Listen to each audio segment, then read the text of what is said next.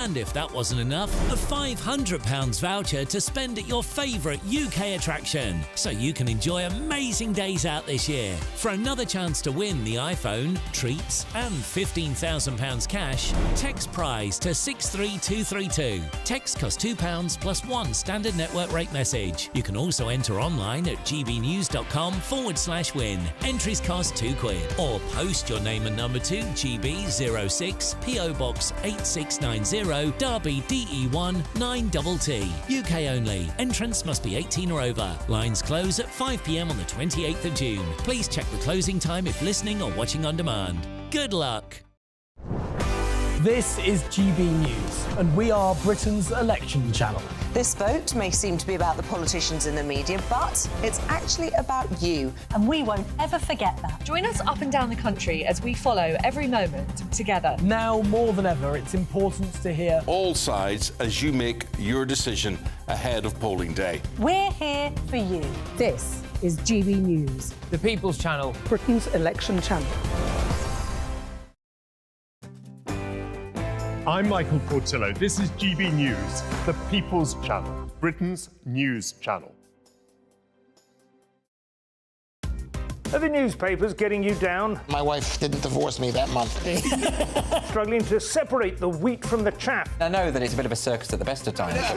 Well, don't worry. Headliners has got you covered. We'll take the burden of reading the day's news, and if we get depressed, who cares? It's an occupational hazard, frankly. That's Headliners on GB News from 11 p.m. till midnight, and the following morning, 5 till 6 a.m. on GB News, the comedy channel. Nah, just kidding. Britain's news channel. I'm Ellie Costello, and thank you so much for joining us here on GB News, the People's Channel, Britain's news channel. I'm Patrick Christie's. Every weeknight from 9, I bring you 2 hours of unmissable, explosive debate and headline-grabbing interviews. What impact has that had? We got death threats and the bomb threat and so on. As time passes, She could have said stump. You made my argument for me. My guest and I tackle the issues that really matter with a sharp take on every story. Went everywhere. something practical could be done. Or I can become something different. Patrick Christie's tonight from 9 p.m. only on GB News, Britain's news channel. I'm Michelle Dewberry, and this is GB News, The People's Channel, Britain's news channel.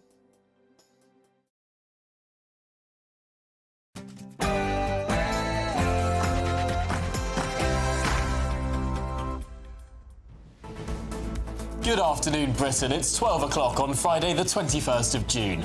I'm Tom Harwood. And I'm Emily Carver. Under pressure from a studio audience, Sir Keir Starmer admits he would rather Jeremy Corbyn Prime Minister than Boris Johnson. And Rishi Sunak says he's incredibly angry over betting allegations. We'll have the reaction. And fears grow as the search for missing teenager Jay Slater in Tenerife enters its 5th day.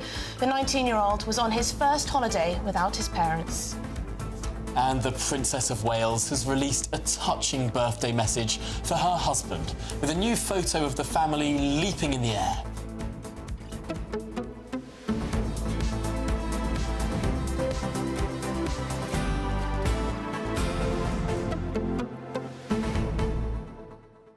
And we're bringing you a very special Good Afternoon Britain right from the heart of Westminster. Yes, you might have noticed our surroundings look a little bit different, and that's because everyone on GB News for the next 2 days, well, 3 days, for the weekend, are going to be here in this studio, while the other studio that you might be more familiar with us being in is getting a bit of a lick of paint. Bit of a lick of paint, a little bit of a refresh, which is always nice every now and again. Yeah, finally, a new sofa I'm hearing, which I think will be... I think everyone at GB News has been wanting a new sofa for about 3 years, but there we go. Hopefully it'll be very comfy indeed. Yes. But get your thoughts in about what the leaders had to say last night, particularly that point where Keir Starmer finally, after quite a lot of pressure, must say, admitted that he would have preferred Jeremy Corbyn to be the Prime Minister than Boris Johnson. Yes, it's strange, isn't it? Because he's sort of been running away from this question for the whole of the election campaign. But when sort of being asked to choose between Boris Johnson, the man that won the highest share of the vote of any Prime Minister since Margaret Thatcher, actually, even a higher share of the vote than Tony Blair achieved in 1997. No, he still went for Corbyn over Boris Johnson. Strange. Well, there you go, gbnews.com/your say. Please do get in touch on everything from the weather to politics. Let us know your thoughts. But first, the headlines.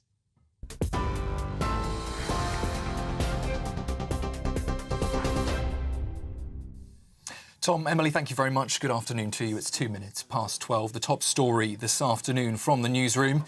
Well, with less than 2 weeks to go until the general election on the 4th of July, Rishi Sunak has accused Labour of planning to change every rule they can to stay in power if they win the election. The Prime Minister's urging the voters not to sleepwalk into the polls on the 4th of July. And speaking at the launch of the Conservatives' manifesto for Wales in the last few moments, Mr Sunak has warned against falling into Labour's trap. This is a man who tried to overturn the result of the Brexit referendum, who twice urged everyone to make Jeremy Corbyn Prime Minister, and who ran on a series of pledges to be Labour leader that he cynically then abandoned. My friends, because he has such a past, he doesn't deserve to decide your future. Well, as we heard from Tom and Emily at the top of the programme, Sir Keir Starmer has said that Jeremy Corbyn would have made a better Prime Minister than Boris Johnson. The Labour leader was facing a grilling from members of the public alongside Rishi Sunak, Sir Ed Davey and the SNP's John Swinney at last night's BBC Question Time Leaders special. Meanwhile, the Liberal Democrats were pushed on their record during the coalition government with the Conservatives, and the SNP leader insisted that independence is essential if Scotland is to become, he says, a fairer and more equal country. I honestly believe that Scotland would be a stronger country and would have better prospects if we were an independent country. That's been my view, my honest view over my entire adult life. But I'm a Democrat, so I accept that we can't be an independent country until the people of Scotland vote for us to be an independent country. First Minister John Swinney there speaking last night. Well, in some lighter election news, TikTok is launching a media literacy hub to help users recognise fake news ahead of the general election. The social media company says it will cover topics such as how to spot misinformation and give tips for consuming a balanced range of news. It follows a decision to roll out a dedicated general election centre on the platform here in the UK. A man who lied about his military achievements when becoming a chief constable in the police force has been found guilty of gross misconduct. Nick Adderley from Northamptonshire Police has been dismissed today after implying that he'd served in the Falklands War, despite being just 15 years old at the time of the conflict. Mr Adderley has apologised to any veterans that he may have offended. A British tourist has been stabbed to death outside a nightclub in Spain. Police were called to reports of a fight around 30 miles from Barcelona in the early hours of this morning. The 31-year-old man died outside the Oxygen nightclub, while another person was taken to hospital. That nightclub now remains cordoned off, though we understand no arrests have been made at this stage. Here in the UK, a gang of cyber criminals has published sensitive NHS data online that was stolen from a blood testing company. Overnight, a Russian cybercrime group known as Quillin shared nearly 400 gigabytes of data, including private information, patients' names, dates of birth, NHS numbers and even blood test results. The Health Service, though, says it is now investigating the full extent of that breach. Emergency crews are continuing to scour the mountains of Tenerife looking for the missing British teenager Jay Slater. The 19-year-old disappeared after telling a friend that he didn't know where he was and needed water before beginning an 11-hour trek back to his hotel. Helicopters and rescue dogs have now joined that search as it enters the 5th day. Some business news for you, and the UK's retail sales have improved last month with a rebound for clothing and furniture shops. Figures from the Office for National Statistics show the number of items purchased in May were up 2.9%. That's compared to 1.8% in April. A global alert over fake versions of the drug Ozempic has been issued by the World Health Organization. The medicine has become popular as a weight loss jab, despite its main purpose being the treatment of type 2 diabetes. The WHO says counterfeit versions pose a danger to health and will not help people to lose weight. Princess Catherine and her 3 children have wished Prince William a happy 42nd birthday on social media. Kate released this photo you can see here on your screens of the Prince of Wales. He's jumping into the air while holding hands with his 3 children, Prince George, Princess Charlotte and Prince Louis. That photo taken on a beach in Norfolk by Princess Catherine. And some sport for you. England boss Gareth Southgate admits that the team do need to raise their levels if they're to live up to their tag as favourites to win the Euro 2024 tournament. They were booed by some supporters at full time after yesterday's disappointing 1-1 draw with Denmark. England now need 1 point in their final game in Group C against Slovenia to guarantee their place in the knockout rounds. For the latest stories, you can sign up to GB News Alerts. Just scan the code on your screen or go to our website, gbnews.com/alerts. Now, though, it's back to Tom and Emily in Westminster.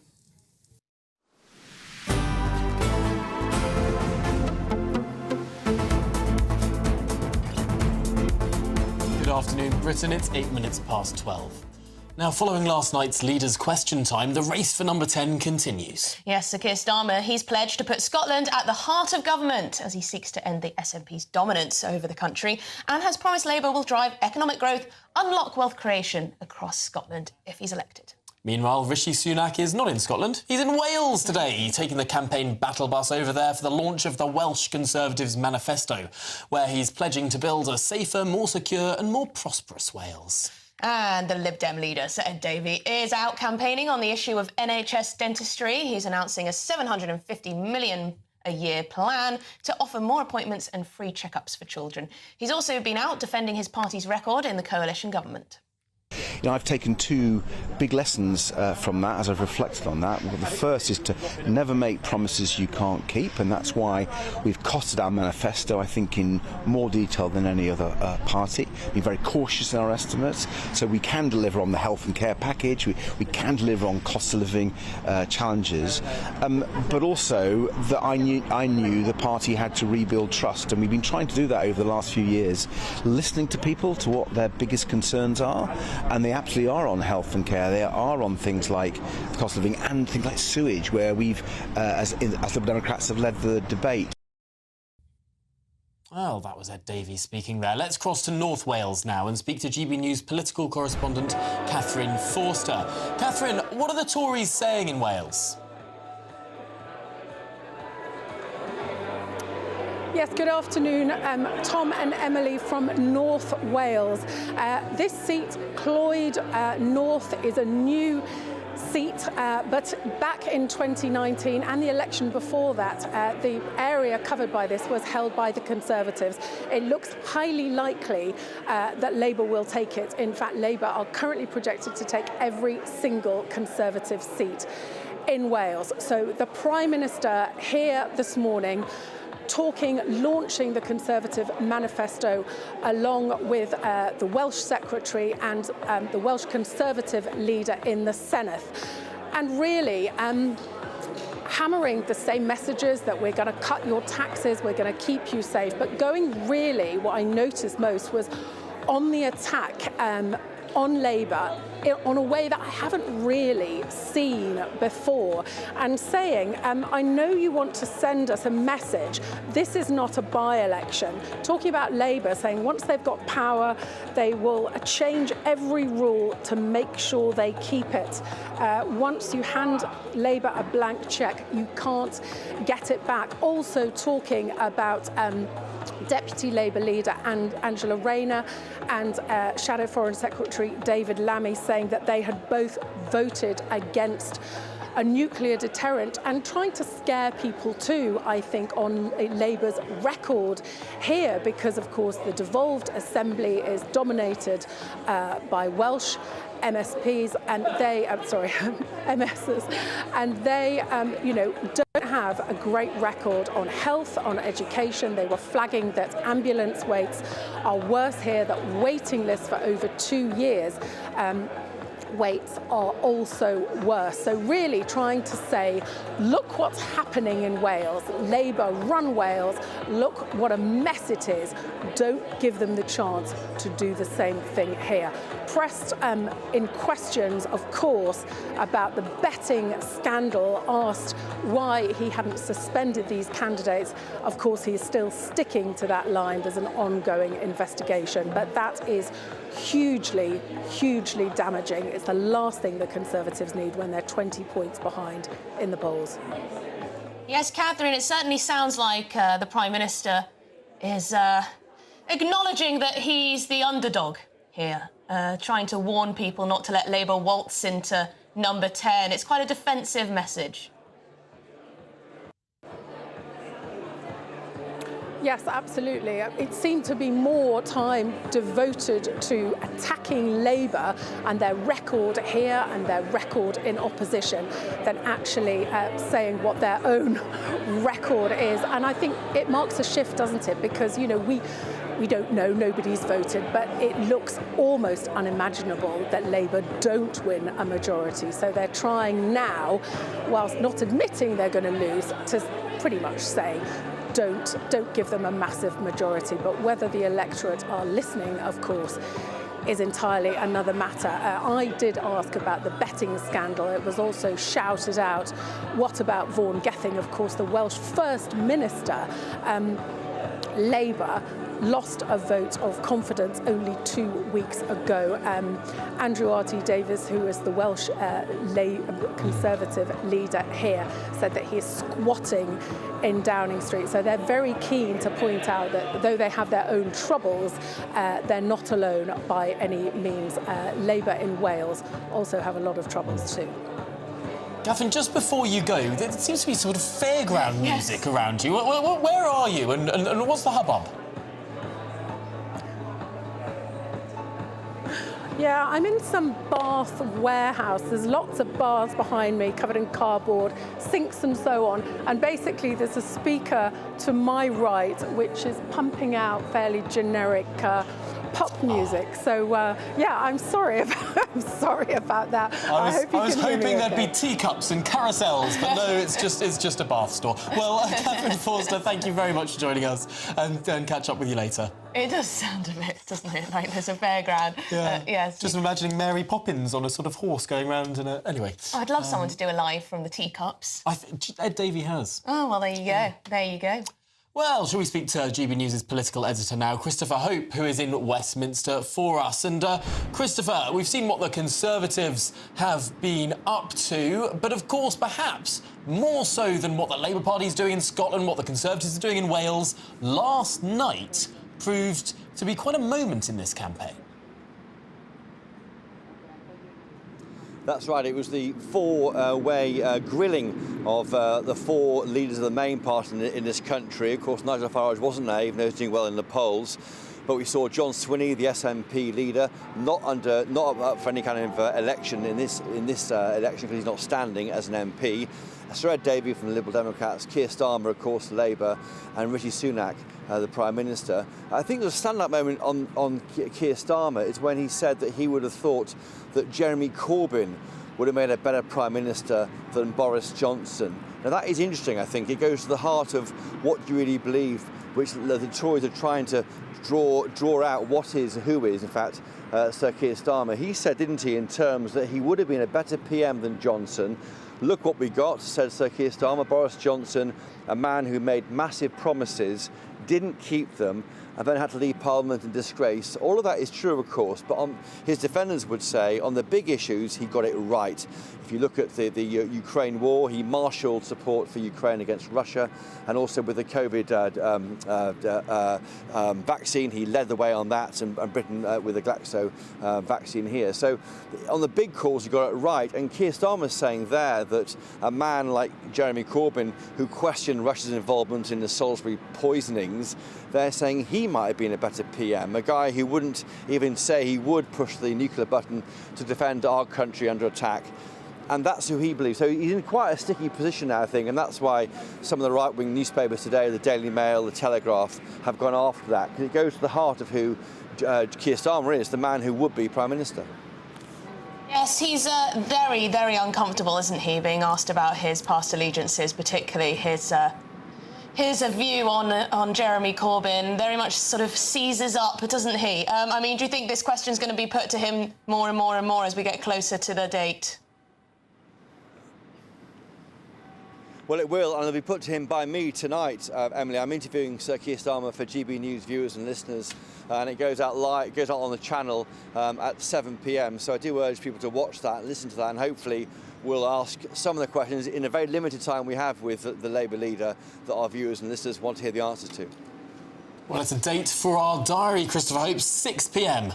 Or 7 p.m, sorry. I don't know why I said 6 p.m. there. 7 p.m, GB News. We'll tune in for it. Christopher Hope, thank you very much for joining us. You can tune in at 6 o'clock too, just get a bit of a warm-up. I mean, are you suggesting that people at home don't have GB News just on the TV consistently? Well, I know some of you do. I know some of you do have it on. There you go.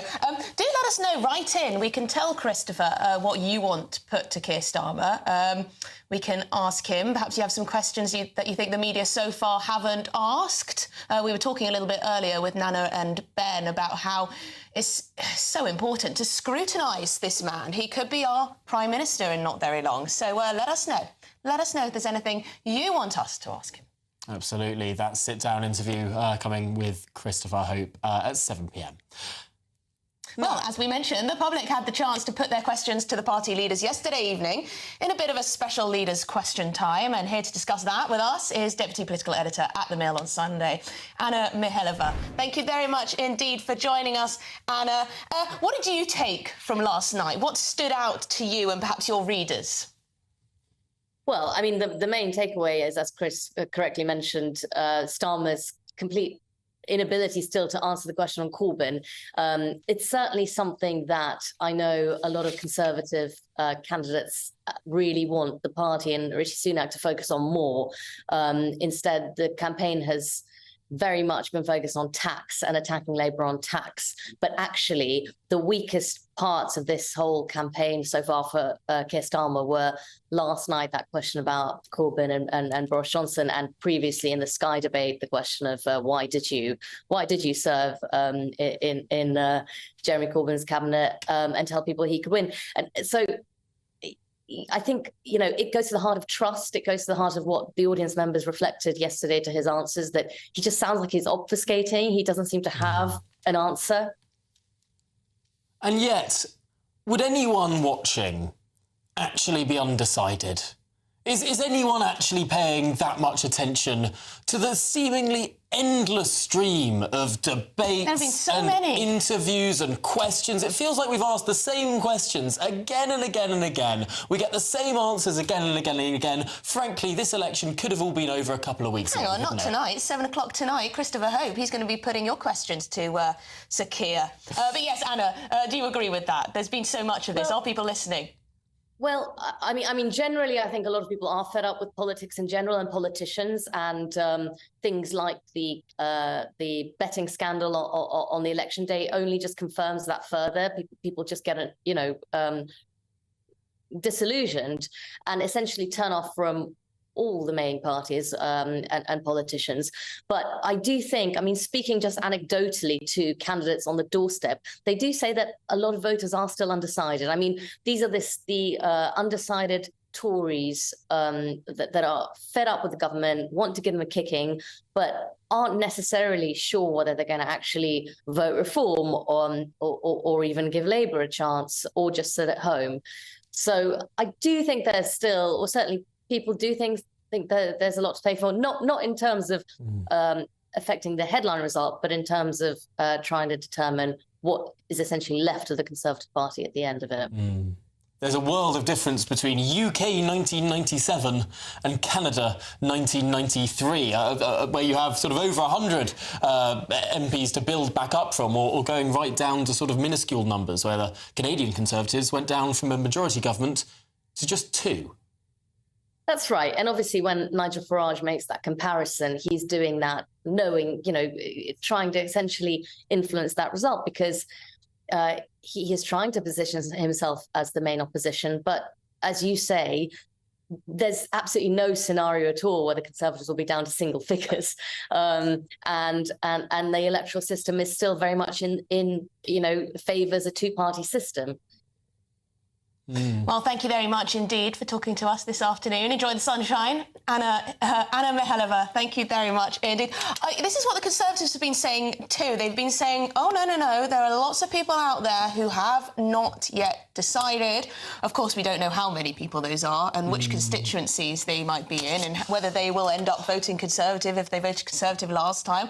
Lots of people may not even may decide to stay at home. Who knows? There's something called the candidate delusion. Oh, yes. Which is where political candidates, no matter how little their chance of success, always imagine what it would be like if they win. They sort of find the paths and sort of create the narrative by which they can win. And the narrative that the Conservative candidates seem to be stuck on right now is this undecided voter situation. Well, some of the polls redistribute those undecided voters, others don't. And what does that give us? It gives us the difference between a 1997-style landslide Labour win or a 1993-style Canadian result. Either way, there is a landslide Labour win. I find it astonishing that some Conservatives sort of try to invent this myth of the undecided voter as if it's going to change the material outcome of the election. Well, hang on, let us know at home. Do you think it's all a done deal? Tom seems to think so. But anything could still happen. You know, it's not till July the 4th. Let us know your thoughts, gbnews.com/your say. But coming up, the search for missing teenager Jay Slater enters its 5th day now in Tenerife. Will the British police now get involved? We'll bring you the latest from Jay's hometown. This is Good Afternoon Britain. We're on GB News.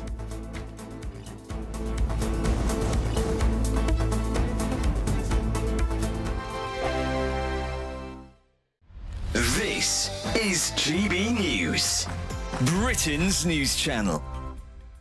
Today, we've got a veteran who endeavours to help those suffering from anxiety in all its various forms and manifestations. Yes, over 3 decades, Simon Lee has established himself as a pioneer, seeking new ways to coach personal development and mental strength. Oh, look, there's this famous phrase, isn't it, that hard times create weak men and weak men create hard times. Is that the kind of philosophy that your work is based on? Absolutely, absolutely. Because as a child, I received a masterclass in how weak men create hard times. Did you go through hard times as a kid? We had 3 toxic men in the family, and they caused the family no end of grief, trauma and hardship. So, and at the time when you're going through it, you think, well, you can't help but fall into a victim mentality. You think, why me? Why am I going through this? But actually, I couldn't do what I do now without that masterclass. Do you mind me asking who those men were?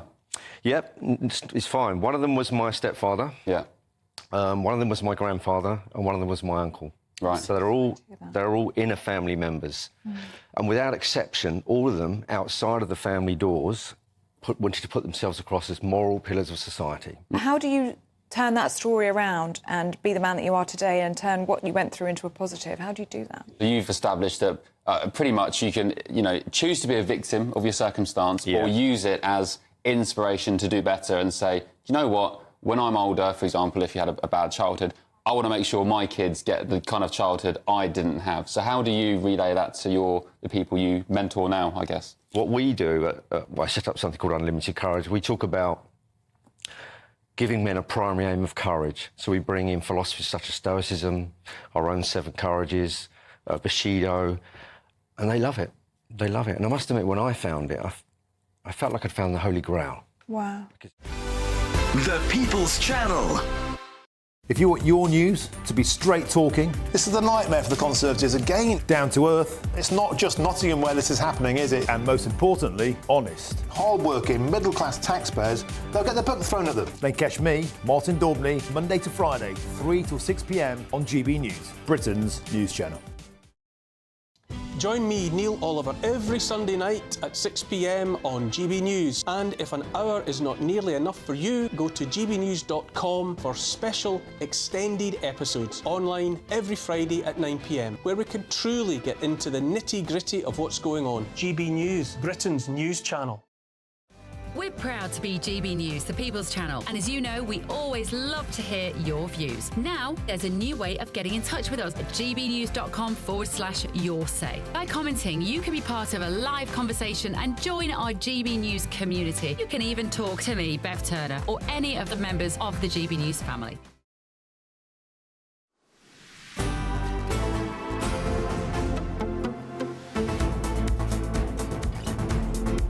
right, good afternoon, Britain. It's 26 minutes past 12. Now, the search for missing teen Jay Slater has now entered its 5th day in Tenerife after he was last heard from on Monday morning. Well, a friend of his has hit out at Spanish police, claiming they're not doing enough. Yes, the 19-year-old called a friend to say he was lost with no water and his phone was on 1% battery. Well, let's cross to our reporter, Sophie Reaper, who's in Jay Slater's hometown of Oswald Twizel. Sophie, this must be a very trying time for the community. Absolutely, Tom, and that is reflected in the mood here in Oswald Twizel today. The community coming together to hope for Jay Slater's safe return. The mood here, I heard one lady earlier explaining to her young daughter what had happened, but how they're still hopeful that Jay might come home to Oswald Twizel. There's also a Facebook group with updates, regular updates from friends and family of Jay, both who are out in Tenerife now and who remain here in his hometown. The latest post coming from one of his family friends saying, unfortunately, there is no update, essentially, but then they are drained beyond words. She said, "I can't say no more. I wish I could. I wish this would end now. This living nightmare. Searches are ongoing and we remain positive." And the word positive is the word here in Oswald Twizel today. Yesterday evening, friends and family of Jay's, as well as members of the community, gathered here at the West End Methodist Church for a service of hope. And I spoke earlier to the Reverend who led that service. Here's what he had to tell me. It started about 7:30 and people came in. The church was full, as you said, and people were just quite sombre, to be fair. They're worried, and you could tell in the feel of the church. They were quite worried about what's going on, and the fact it's been a number of days now and we haven't heard or seen, found Jay.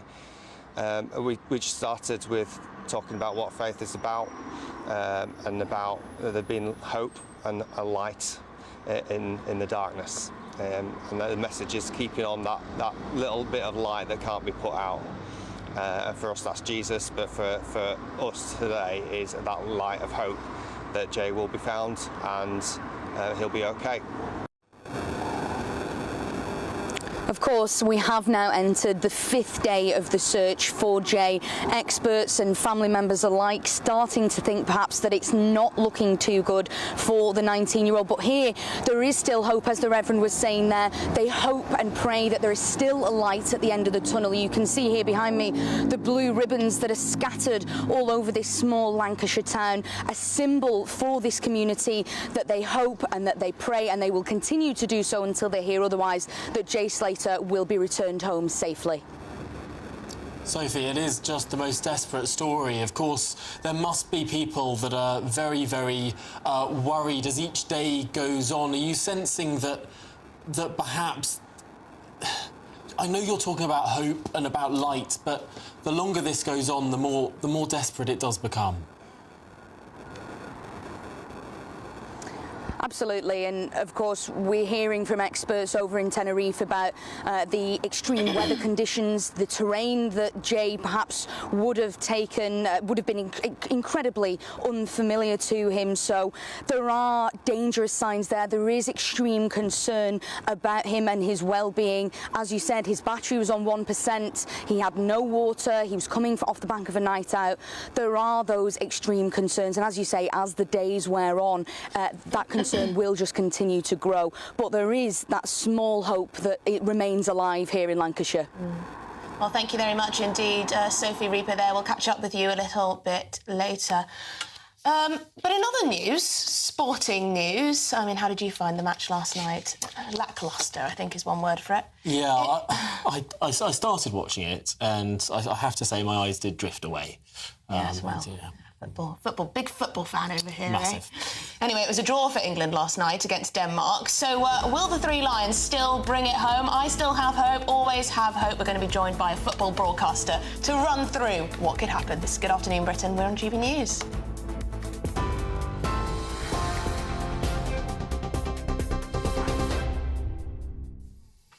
Very good afternoon to you from the GB newsroom. I'm Sam Francis. The top stories are just after 12:30. Well, Rishi Sunak is accusing Labour of planning to change every rule they can to stay in power if they win the general election. The Prime Minister's urging voters not to let Sir Keir Starmer waltz into the office without scrutiny. Speaking at the launch of the Conservatives' manifesto for Wales earlier this afternoon, Mr Sunak warned against falling into Labour's trap. This is a man who tried to overturn the result of the Brexit referendum, who twice urged everyone to make Jeremy Corbyn Prime Minister, and who ran on a series of pledges to be Labour leader that he cynically then abandoned. My friends, because he has such a past, he doesn't deserve to decide your future. And staying in Wales, Labour has also launched its Welsh election manifesto today, with less than 2 weeks to go until we head to the polls.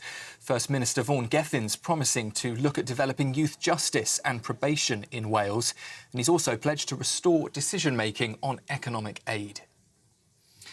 In other news, a former chief constable in the police has been found guilty of gross misconduct after it emerged that he'd lied about his military career. Nick Adderley's been dismissed from the Northamptonshire force after claiming that he'd served in the Falklands War, despite being just 15 years old at the time of the conflict. Mr Adderley's now apologised to any veterans that he may have offended. The family and friends of a missing British teenager say they are completely drained as they continue to search the island of Tenerife for him. Jay Slater disappeared after telling a friend that he didn't know where he was and needed water before beginning an 11-hour trek back to his hotel. We understand that drones, helicopters and sniffer dogs are now involved in the operation to find Jay. And cyber criminals have published the names, dates of birth and NHS numbers of patients on the dark web. Thousands of appointments and operations have been cancelled at Guy's and St Thomas and King's College Hospital in London following a hack from a Russian group earlier this month. The Health Service says it's now investigating the full extent of the data breach. For the latest stories, you can sign up to GB News Alerts. Just scan the code on your screen or go to gbnews.com/alerts.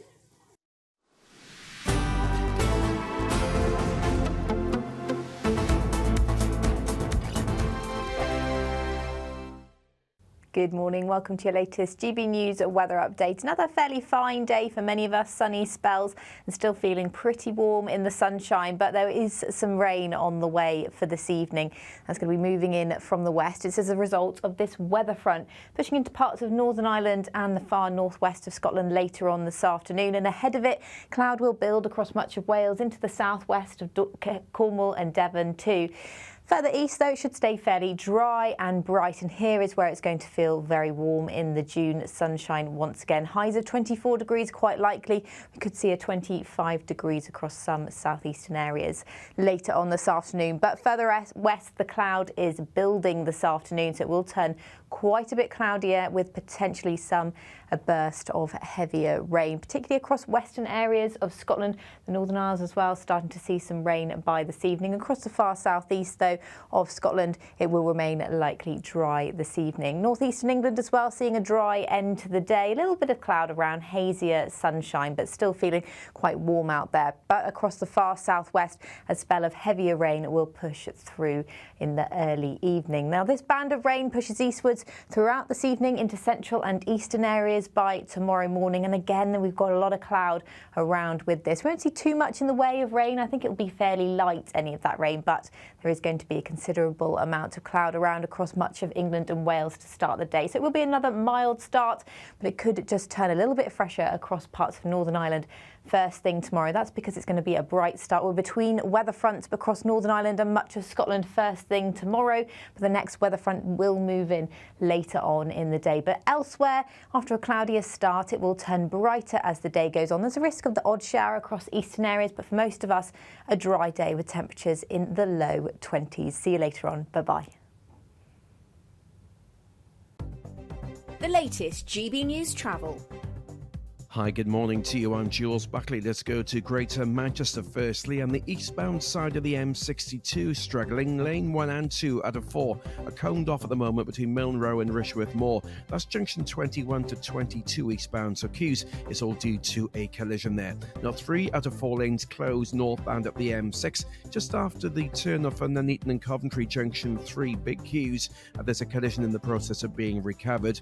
There's a queue too on the northbound M5, Cheltenham up to Tewkesbury, junction 10 up towards 9, a lane shut for a breakdown, and big queues either side of the QE2 bridge for the M25. Clockwise, there's a vehicle fire causing lots of queues, very slow to anti-clockwise as well. There's a separate breakdown anti-clock, so big queues either side of the QE2 bridge on the M25. You can stay up to date throughout the day by visiting our website, gbnews.com.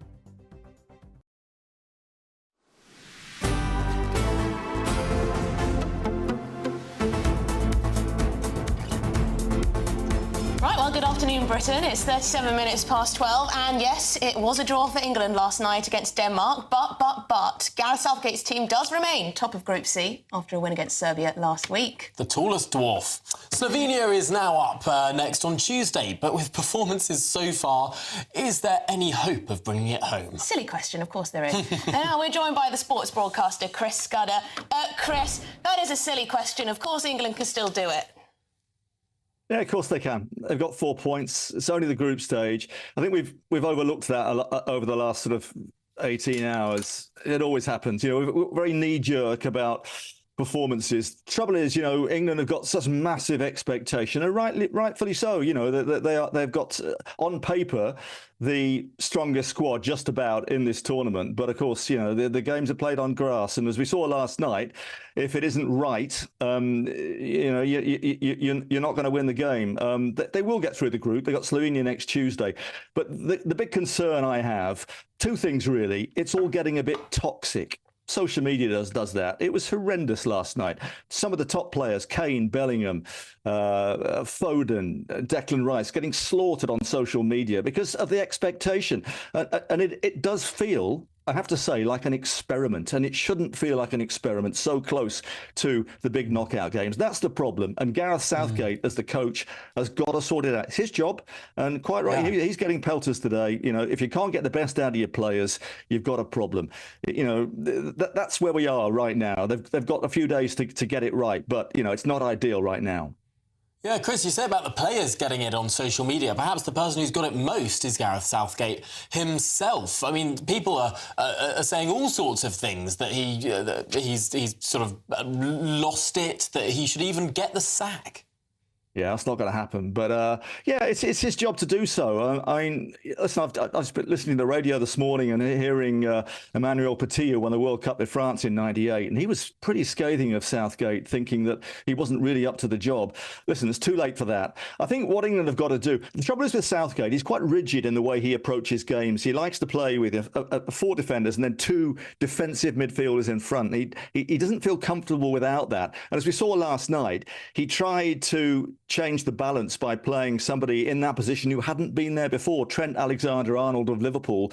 It hasn't worked in the 2 games he played that position. So we are going to see changes. But, for me, we shouldn't be experimenting right now. And that is Southgate's fault. He's got to get it right. We will see changes. But it just feels wrong at the moment that, given the talent, we came here thinking the defence isn't good enough. The defence have been okay so far, but the problem has been the bit on paper that looks so fantastic. Those 6 forward players who you look at them and think, wow, every nation here would love to have them, but they just haven't been playing together. Very disjointed. Foden and Bellingham, can they even play in the same team? I'm not so sure. Didn't work last night. Didn't work the first time. So something has got to give before the Slovenia game. Well, that's what's so frustrating, isn't it? That you've got fantastic players individually, but somehow they're not being able to pull it off as a team. Very frustrating for England fans. Well, that's football. Listen, Denmark last night, the antithesis of that. They don't have the talent that England do, but they play as a team. And we've seen, I mean, Denmark won the Euros back in 1992. They only got in because Yugoslavia were thrown out for political reasons. They came in and won the whole thing. You know, but by the same token, it can change very quickly. We are only in the group stage. England have almost qualified. They would have got through if they'd won last night, but didn't. But they are going to get through, and then it all changes. He's just got to find the right balance at the moment. The trouble is, and this is the same as what we had last time in the previous golden generation, Scholes, Gerrard and Lampard trying to fit them all in the same team, and it doesn't work. Now you've got similar levels, even higher probably skills. You know, Bellingham, Foden, Rice. You've got Saka there.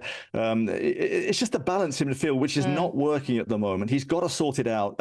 Some people think it won't happen because, you know, he insists on playing all the top players. Has he got to drop someone? I think maybe that's the case, but who? He won't drop Bellingham. He won't drop Foden, and I don't think those two necessarily can play together unless Bellingham plays further back. But that is to sacrifice a great gift for a player who's had a fantastic season. All right. Well, thank you very much indeed, Chris Scudder. You're a sports broadcaster. Great to get your perspective on that match. Yes, let us know at home what you do differently to Gareth Southgate. How would you make this team work a little better? And how did you respond watching it? The first, what was it, about half an hour that was so exciting, everything was going right, and then suddenly things started not going quite so right. Well, yes, quite. Some of you have been getting in touch. We spoke to Christopher Hope a little earlier, who's going to be interviewing Keir Starmer at length this evening, 7 o'clock. Set your alarm. John's asked, please ask Keir Starmer, when you interview him, to explain exactly what Great British Energy is and what exactly is its function. Initially, he appeared to trumpet it as an energy generating company, but later said it was a financing organisation. Yes, this is true. He did seem to suggest it was generating its own energy, but that, of course, is not what it is, I don't think. But to have that actually spelled out properly would be quite useful this evening. And Mike, on these debates that we've had so many of, he says it's...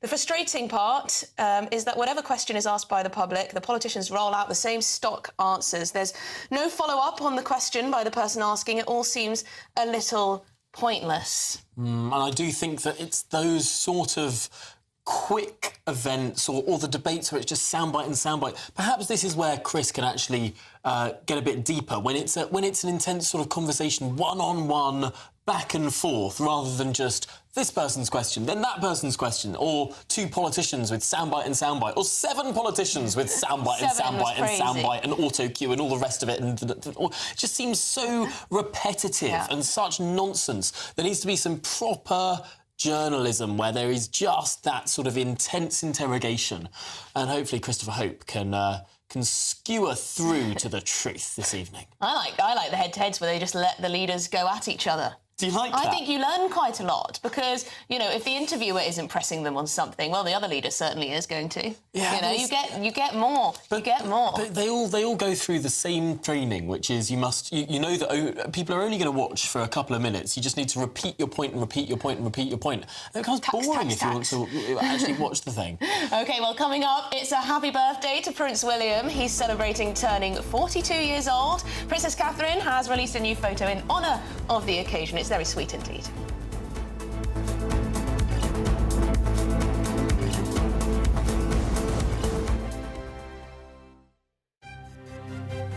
GB News Breakfast, every day from 6 a.m.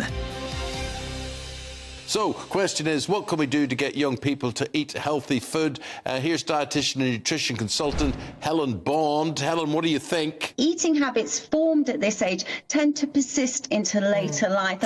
We know we're eating too much fat, sugar, salt, and not enough of the good things like fibre, you know, fruits and vegetables, all of those things. So yes, we need to help this age group so they have the skill set and they have the nutrition knowledge to take that forward. Do you agree that it is impossible to eat healthily on a budget and quickly as well, or do you have any sort of fail-safe, affordable and very quick to prep meals that you'd recommend youngsters try? It doesn't have to be expensive either, but you have to have those kind of cost-cutting hacks and those time-saving things in the kitchen. You know, make use, I always say, of things like peas, beans and lentils, which They're a type of pulse, very inexpensive compared to meat, and yet they double up as one of your 5 a day, and also a great source of plant-based protein. You know, if you overget a milk as something, you have too much milk, maybe make some lattes. I just wanted to throw a shoe at the TV, really, because was there nothing else on or nothing else available?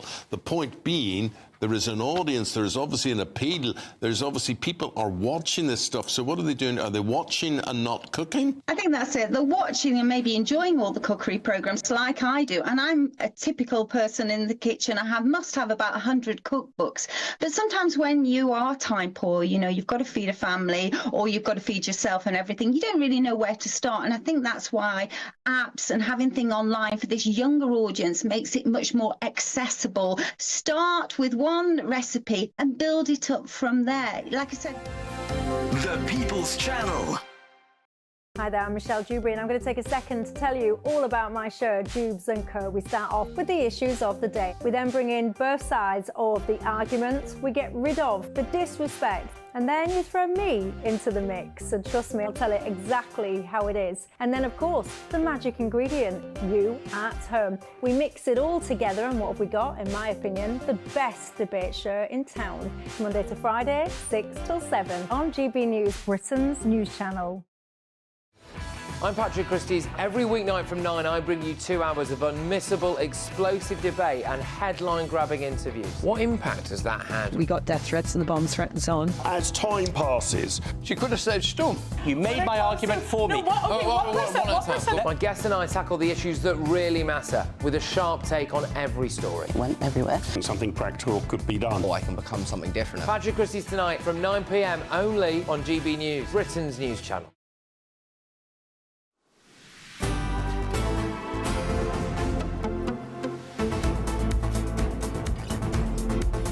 Good afternoon, Britain. It's 13 minutes to 1.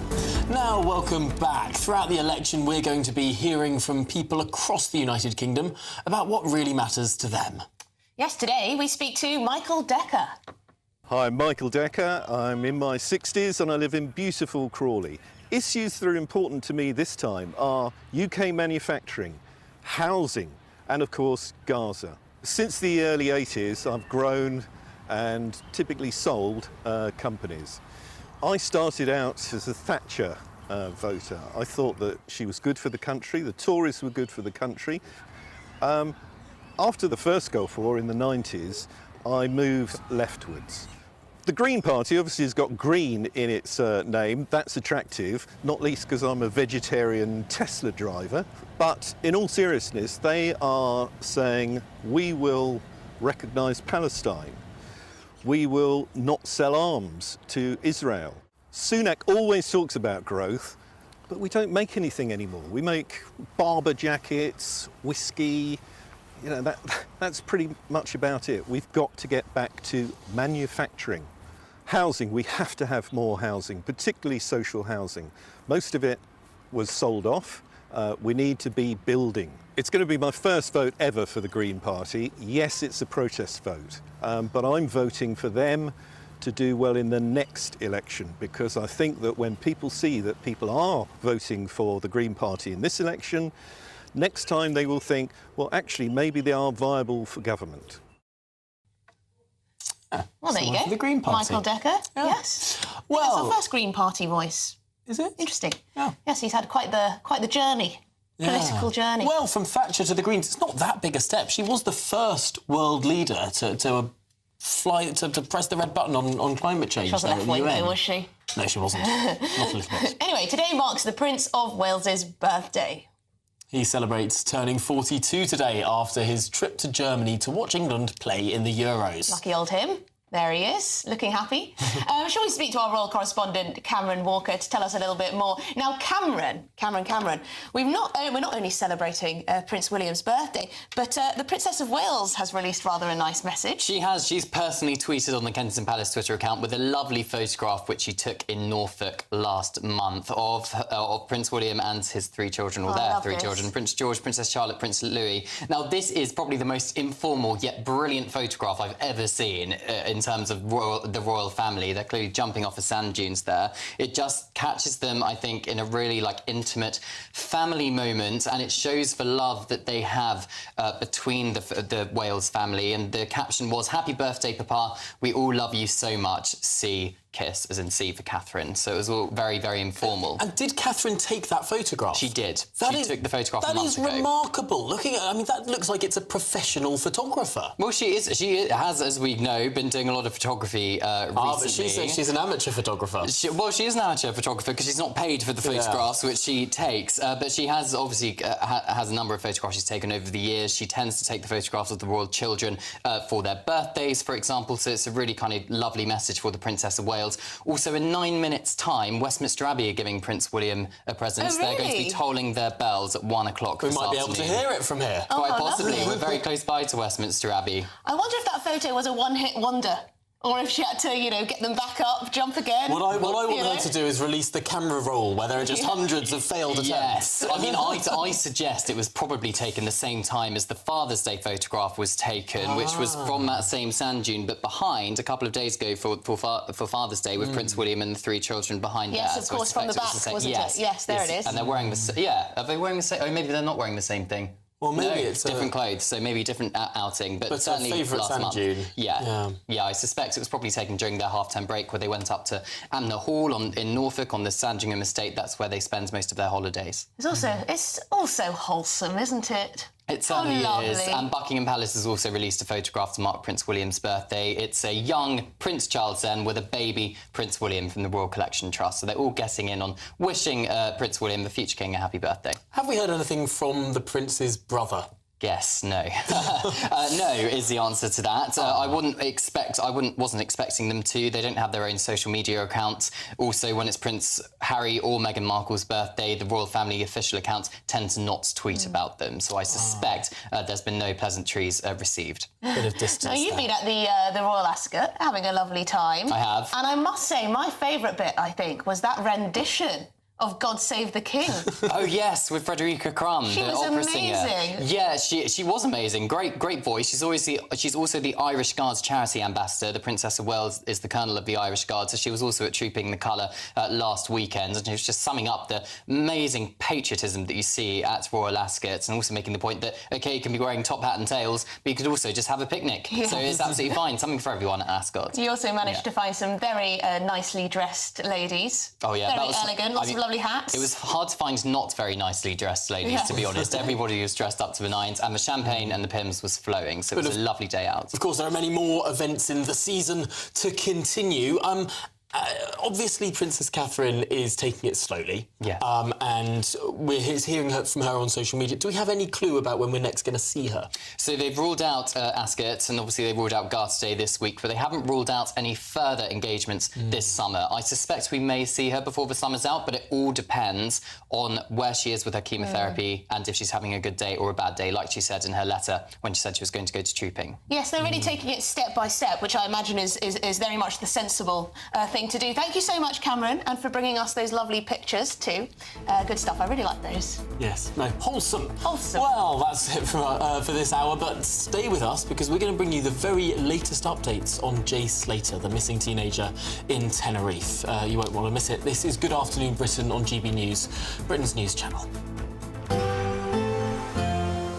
A brighter outlook with Box Solar, sponsors of weather on GB News.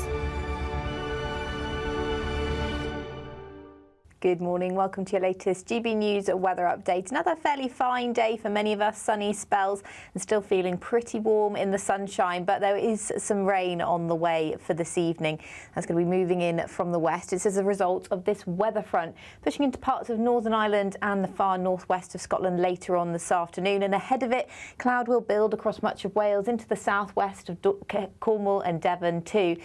Further east, though, it should stay fairly dry and bright, and here is where it's going to feel very warm in the June sunshine once again. Highs of 24 degrees quite likely. We could see a 25 degrees across some southeastern areas later on this afternoon. But further west, the cloud is building this afternoon, so it will turn quite a bit cloudier with potentially a burst of heavier rain, particularly across western areas of Scotland, the Northern Isles as well, starting to see some rain by this evening. Across the far southeast, though, of Scotland, it will remain likely dry this evening. Northeastern England as well, seeing a dry end to the day. A little bit of cloud around, hazier sunshine, but still feeling quite warm out there. But across the far southwest, a spell of heavier rain will push through in the early evening. Now, this band of rain pushes eastwards throughout this evening into central and eastern areas by tomorrow morning. And again, we've got a lot of cloud around with this. We won't see too much in the way of rain. I think it will be fairly light, any of that rain, but there is going to be a considerable amount of cloud around across much of England and Wales to start the day. So it will be another mild start,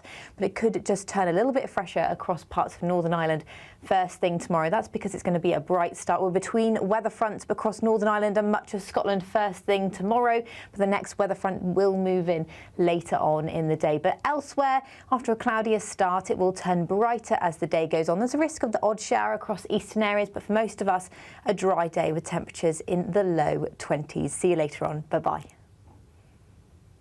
That warm feeling inside from Boxed Boilers, sponsors of weather on GB News.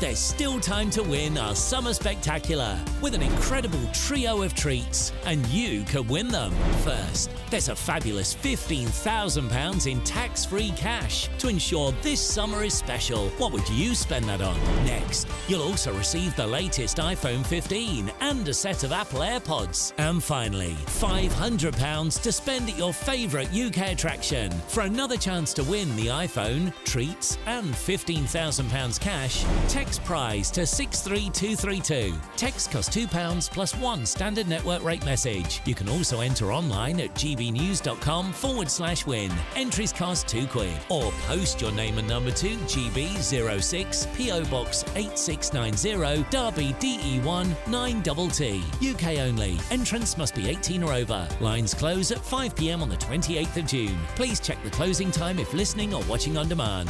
Good luck. This is GB News, Britain's news channel. The University of Cambridge has told students to stop flirting with staff under a new policy banning sexual relationships with professors. The new rules, which come into force next month, beginning of July, include a warning against behaviour that could be interpreted as flirtatious.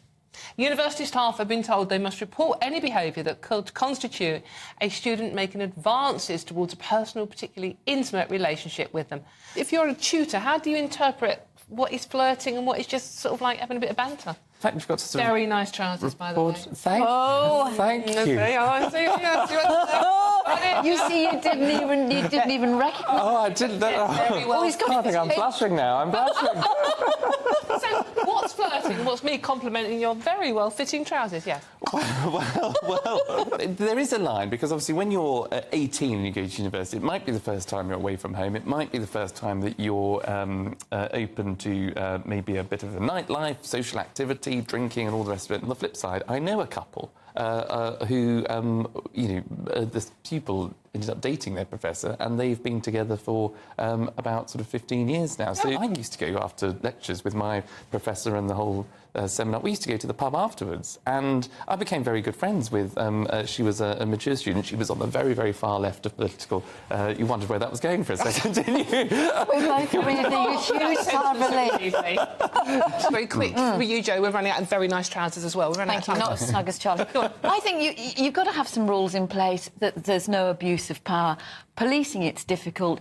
We ought to be in a position where you can say, get off, back off, or, banter's fine. Actually, I hate that word. I hate it almost as much as woke. Go on, email in. Thank you very much. I'm flirting with both. The People's Channel.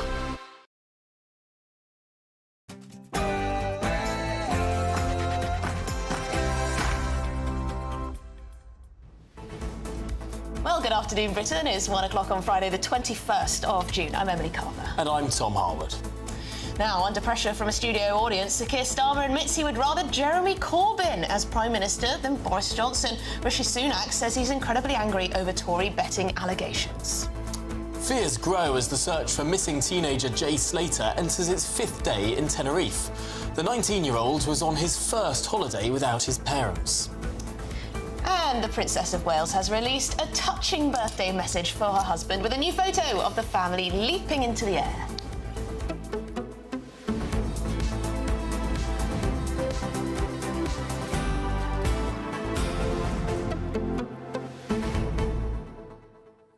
And Just Stop Oil, it seems they're back, now warning us that they're going to target not only private jets, but also airports in order to disrupt summer holidays. There you go, isn't that nice? The Times newspaper has learnt this just now. So apparently they will stage a campaign to disrupt airports during the summer holidays. Of course, we know them best for blocking roads, for defacing artworks and the like. But yes, so it looks like they're very much upping the ante. Apparently the 2 private jets that they sprayed with this orange powder stuff was just the starter, only a prelude. But of course they did break into Stansted Airport with wire cutters in order to get there. It shows that they'll go to pretty extreme lengths, and I just wonder, are they going to be breaking into more airports in that way at the peak season for travel? Families are hard up against it. Also, I refuse to believe that they don't take flights. That's something to put to the next Just Stop Oil activist we speak to. So you haven't been on any holidays? Have you been anywhere? No? Oh, you went to Thailand last year? Oh, OK. I remember doing... Oh, we'll let you off because you're an activist. But get this, Tom, we're going to be speaking to a druid later, called King Arthur. He's got something to say about what Just Stop Oil did to Stonehenge. What makes him a king? Well, you can ask him that. I think the Monty Python once said... it's because he doesn't have muddle over him, or words to that effect. Well, we're going to be speaking to him and getting his take on what he saw at Stonehenge, because it was, well, there's been a lot of backlash, hasn't there, safe to say? Certainly has. But all of that to come after your very latest news headlines.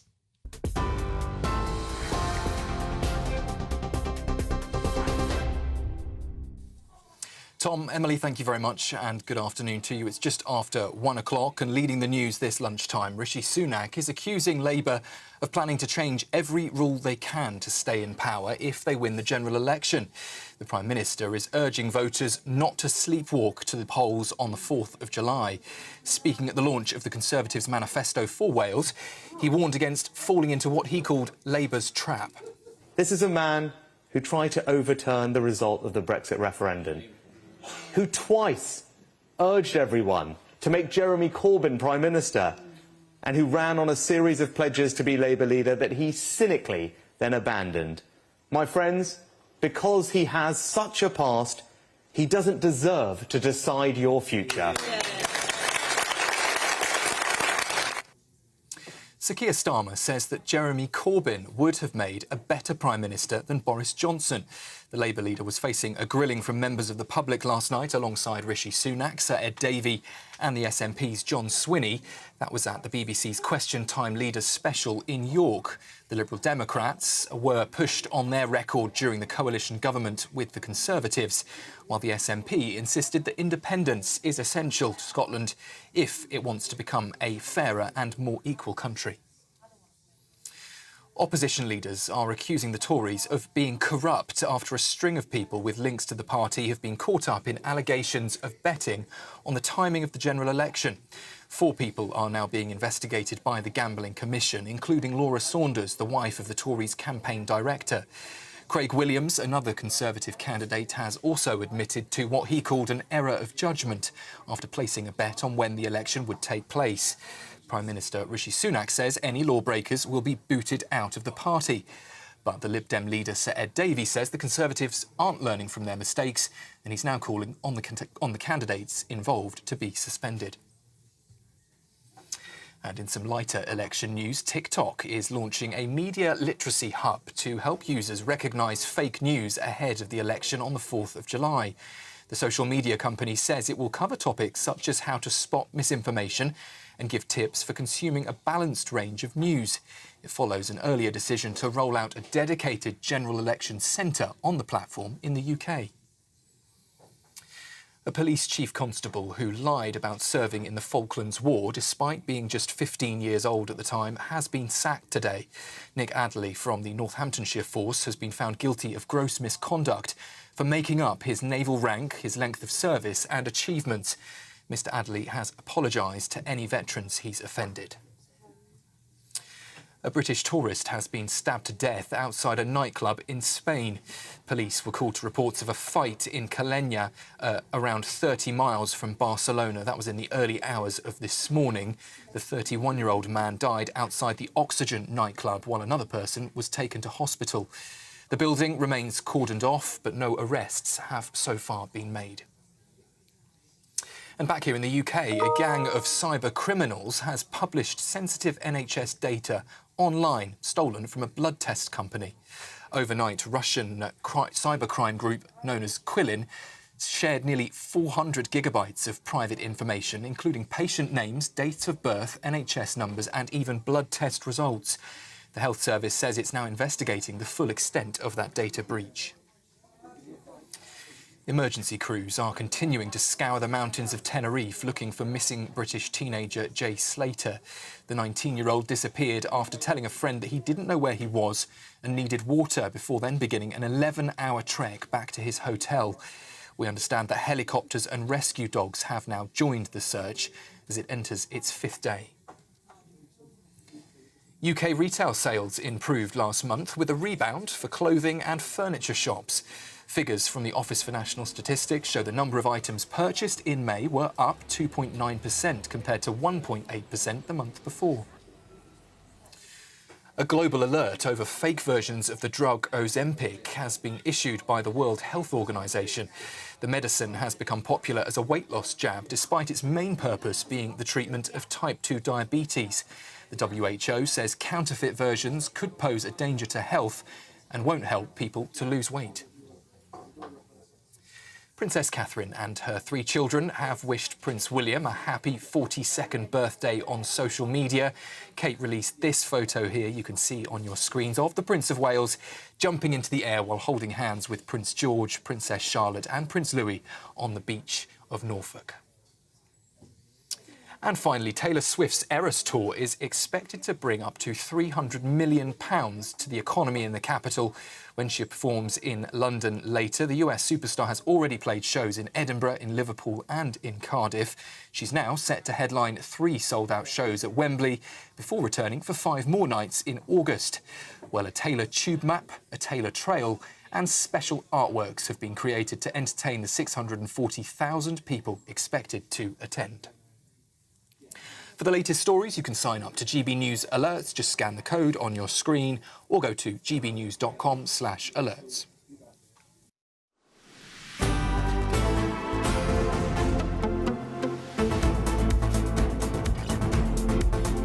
Welcome back to Good Afternoon Britain on GB News. It's 1:08. It is indeed. Now, during what was an at times heated leaders' question time yesterday evening, Labour leader Sir Keir Starmer claimed that Jeremy Corbyn would have been a better Prime Minister than Boris Johnson. Meanwhile, Rishi Sunak turned on his predecessor, comparing Keir Starmer's economic plans to those of Liz Truss. He also claimed he was incredibly angry to learn that Conservative insiders had been betting on the date of the general election. Well, as for Sir Ed Davey, the leader of the Liberal Democrats, he accepted that his party had been punished by the public for breaking its promise on tuition fees back in 2015, but he insisted he'd learnt from his party's mistakes. And the SNP leader, John Swinney, said that independence would remain his party's primary objective, but also admitted that they had to rebuild trust with voters after a turbulent 12 months. Well, we can now speak to GB News political editor Christopher Hope, who is in Westminster. Christopher, did we learn much last night? Yeah, I think we learned a bit about Keir Starmer, I think. Let's set aside John Swinney. I think that was interesting. He talked about how SNP would still push for an independence vote at some point in the future.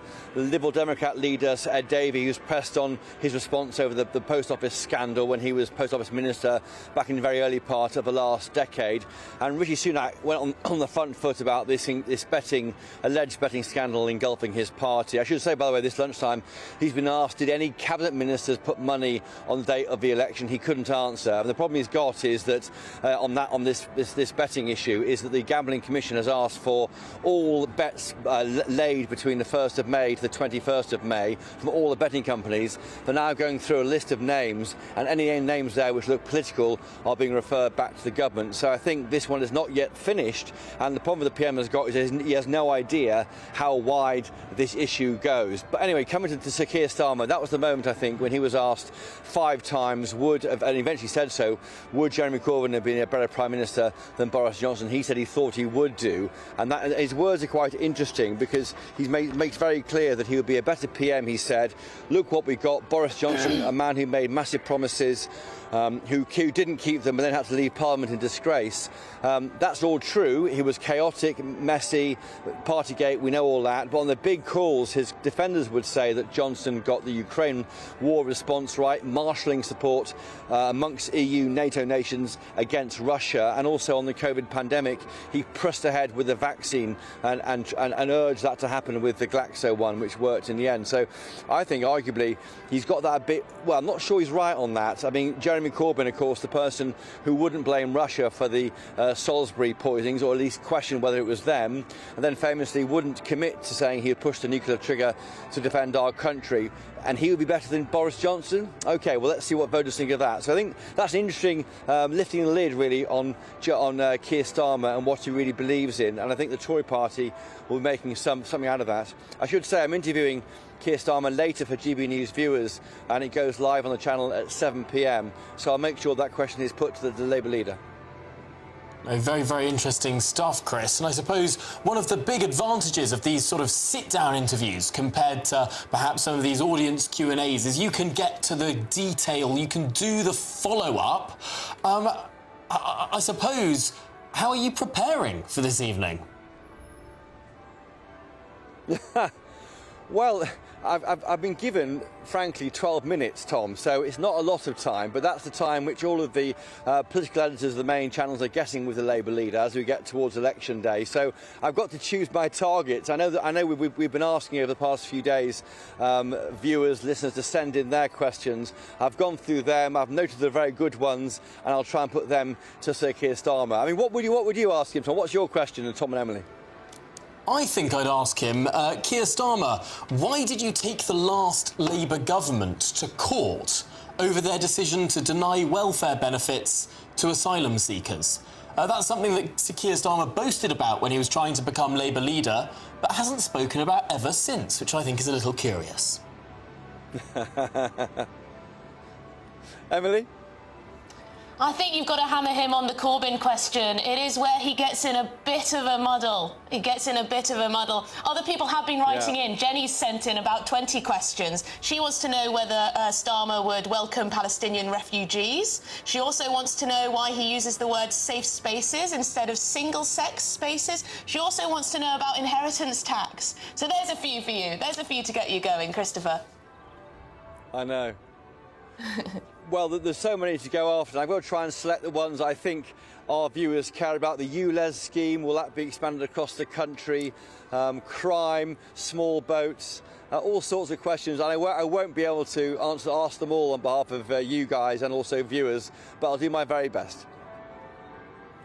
Well, Christopher Hope, we look forward to it. And again, for those that might have missed the beginning of this conversation, Christopher Hope's sit-down interview with Labour leader Sir Keir Starmer tonight on GB News at 7 o'clock. Well, thanks very much to Christopher for talking through that. Sir Keir had this to say when he was asked about his claim that Jeremy Corbyn would have made a better Prime Minister than Boris Johnson. I have changed the Labour Party because after that election result we needed to ensure that we had a party which proudly said country first, party second, with a manifesto for change, and that's what we put before the electorate. There's a real choice this time round between carrying on with what we've got, the failure of the last 14 years, or starting to rebuild the country with a Labour government. Right, well, let's get the thoughts now of former Labour Defence Minister Ivor Kaplan. Ivor, is that answer really good enough? He does look very, very uncomfortable when he's asked about Jeremy Corbyn. He does, but let's just be clear. It's 5 years ago. And I don't think that the great public of the United Kingdom are worried too much about what happened 5 years ago. What they're interested in is what is going to happen in the next 5 years. And that's where the Labour Party has been so accurate with those issues like cost of living, like the other issues that are really concerning them. And actually, if you look back at last night's 30-minute thing with question time, most of that time was spent with laying out to the public exactly what the Labour Party will be doing over the next few years. And you can't keep going back. We can't say to Sunak, you should be like Mrs. Thatcher or things like that. This is just time in the past. And I don't think... Well, some people might say that, Ivor. I'm sure there's lots of people telling Rishi Sunak that he should be more like Maggie Thatcher.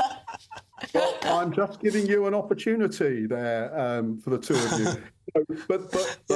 But I really don't think that this is a critical matter for the election. I think what's critical is for Labour to have laid out a proper manifesto, which we've done, to lay out how we're going to deal with that through a new Chancellor, of course, in Rachel, and what on earth happens over the coming months that you need to deal with as a government. And I think Keir Starmer is ready and raring to go as Prime Minister when the public do decide on the 4th of July that it should be a Labour government. And yet, Ivor, this to me is a little bit confusing. You were a minister under Tony Blair, of course, and it seems to me that Keir Starmer spent most of his time under that government taking the government to court rather than supporting it. He's far to the left of Tony Blair. He might be slightly to the right of Jeremy Corbyn, but he's not the sort of brand of Labour centrist that we saw from 1997 to 2007. Tony Blair wouldn't countenance putting extra taxes on education or the top rate of tax going above 40p in the pound. This is a very different Labour Party to the party that Tony Blair brought to its success in the late 90s. Well, as one of the ministers and the only minister in the Ministry of Defence at the time, I was responsible for a lot of what we had going on in terms of different issues that would have been dealt with by Keir Starmer and his team when he was doing that. Let me just say again that, that's talking about even longer than 5 years ago. That's 15 years ago. And I just think that the key thing from this election in these next 10 or 12 days, whatever it is about what happens next after what has happened in these last few years, particularly from the Conservative Party. But what I'm trying to say is that Keir Starmer is much more Neil Kinnock than he is Tony Blair. He's much more of that sort of soft left tradition, something that, frankly, the country hasn't seen since the 1970s, really. Well, I don't want to disappoint you here, Tom, but there is no second Tony Blair and there is no second Neil Kinnock. Keir Starmer is, in his own right, a serious and well-regarded individual from what he did previously. And then, of course, he came into the House of Commons in 2015. And I think from there on, he's worked to get to a point where he is satisfied that he could be the next Prime Minister of the United Kingdom. And that's what he is aiming to do. And that's why he's done the things like the manifesto in such a way that it does look like, for once, a pretty decent document. And let's just be honest, as people who are interested in these political things, not many of us actually do read these things all the time, every year or every 4 years.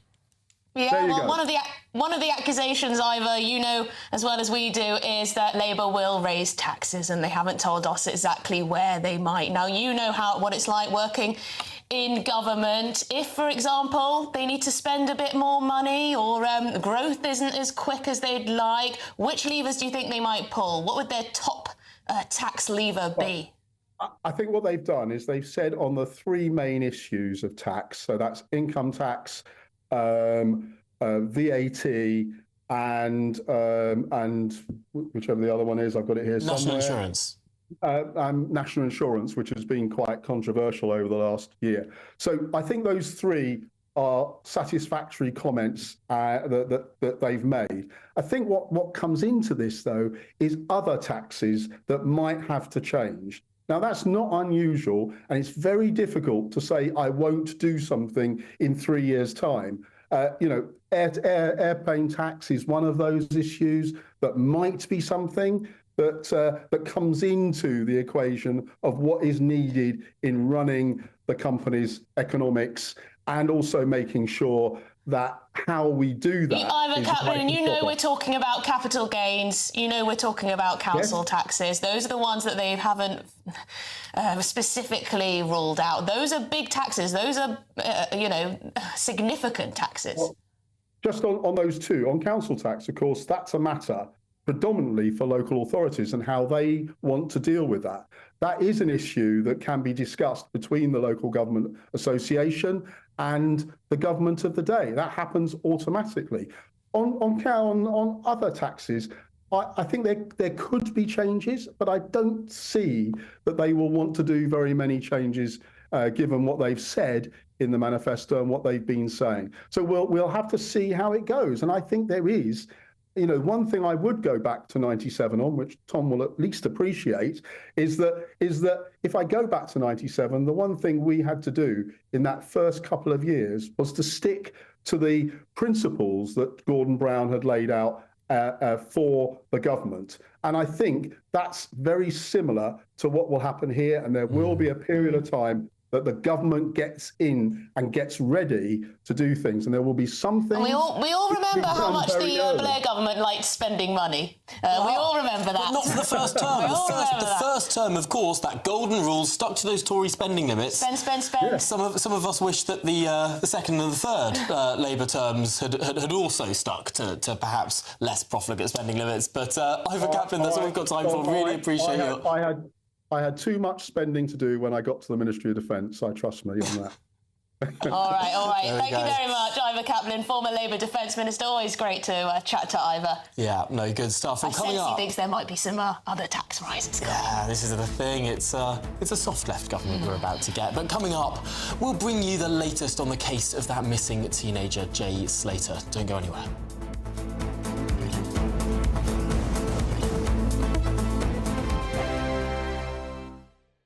This is GB News, Britain's news channel. The new BBC Director of Sport, who's a man called Alex K. Jelski, who's downplayed fears raised by sports women about biological men competing in female categories. And he's also called Martina Navratilova, I've got to say, has to be probably the most successful woman tennis player in history, and a very brave woman too. She escaped the Iron Curtain and she came out. And Sharon Davis, he says, are not experts on the issue. At the same time, transgender US swimmer Leah Thomas has lost her legal battle and been told that she cannot compete at the Olympics. So Leah Thomas made an appeal to World Aquatics, who have this rule in place that says that they protect the female category, as does athletics and world cycling. And because Leah doesn't actually qualify, because Leah isn't training, so she's not even someone that would be potentially part of the Olympic team. They just said that, you don't qualify to be able to bring this case. It's been thrown out on a technicality, thank goodness, and which means that, swimming will not have any males beating elite females in Paris this summer, which was particularly good for me, bearing in mind that I now have to be very careful about what I'm allowed to say and not say. We're not allowed to use the words biological male, transitioned male. I mean, just every single possible way that we could explain that the person in the race wasn't a female, and it only affects women. It doesn't affect men. Females that identify as male are no risk to men's sport in any shape or form. It's just women that are losing their opportunities. The thing I take the most offence to, and this is very serious, and this needs to be dealt with by the BBC, and this is why I wrote to Tim Davie. In that article, he compared males that are identifying as women in women's sport to Jamaican and Ethiopian females being allowed to compete. What? The People's Channel. We're proud to be GB News, the People's Channel, and as you know, we always love to hear your views. Now, there's a new way of getting in touch with us at gbnews.com/yoursay. By commenting, you can be part of a live conversation and join our GB News community. You can even talk to me, Bev Turner, or any of the members of the GB News family. If you want your news to be straight talking... This is the nightmare for the Conservatives again. Down to earth. It's not just Nottingham where this is happening, is it? And most importantly, honest. Hard-working, middle-class taxpayers, they'll get their book thrown at them. Then catch me, Martin Daubney, Monday to Friday, 3 till 6 p.m. on GB News, Britain's news channel. Join me, Neil Oliver, every Sunday night at 6 p.m. on GB News. And if an hour is not nearly enough for you, go to gbnews.com for special extended episodes online every Friday at 9 p.m, where we can truly get into the nitty-gritty of what's going on. GB News, Britain's news channel.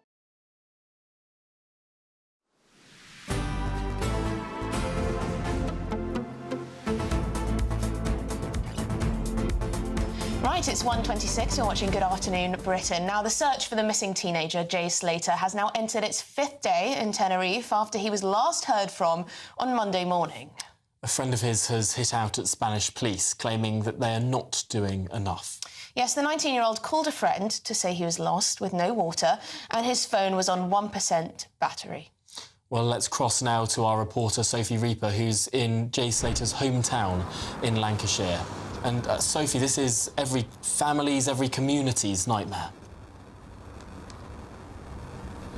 Absolutely. One can't even imagine what Jay's family are experiencing right now. And it's something that is heartbreaking for communities, but it's also something that brings communities together. And that is what is happening here in Oswald Twistle and has been happening since Monday when Jay first went missing. Of course, it's one of those cases, isn't it, where every single detail can be crucial. However, it's that can also potentially derail investigations.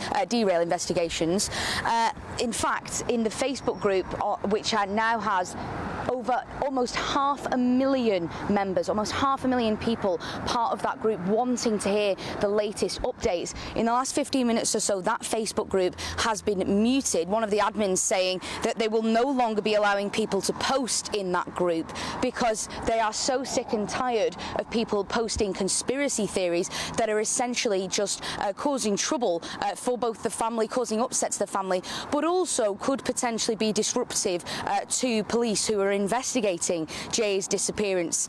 However, here in Oswald Twistle, the mood is still all about positivity. Here last night, members of the community, as well as Jay's family and friends, gathered here to spread that message of hope. I spoke to the Reverend who led that service, and here's what he had to tell me. Started about 7:30 and people came in. The church was full, as you said, and people were just quite sombre, to be fair. They're worried, and you could tell in the feel of the church they were quite worried about what's going on, and the fact it's been a number of days now and we haven't heard or seen found Jay.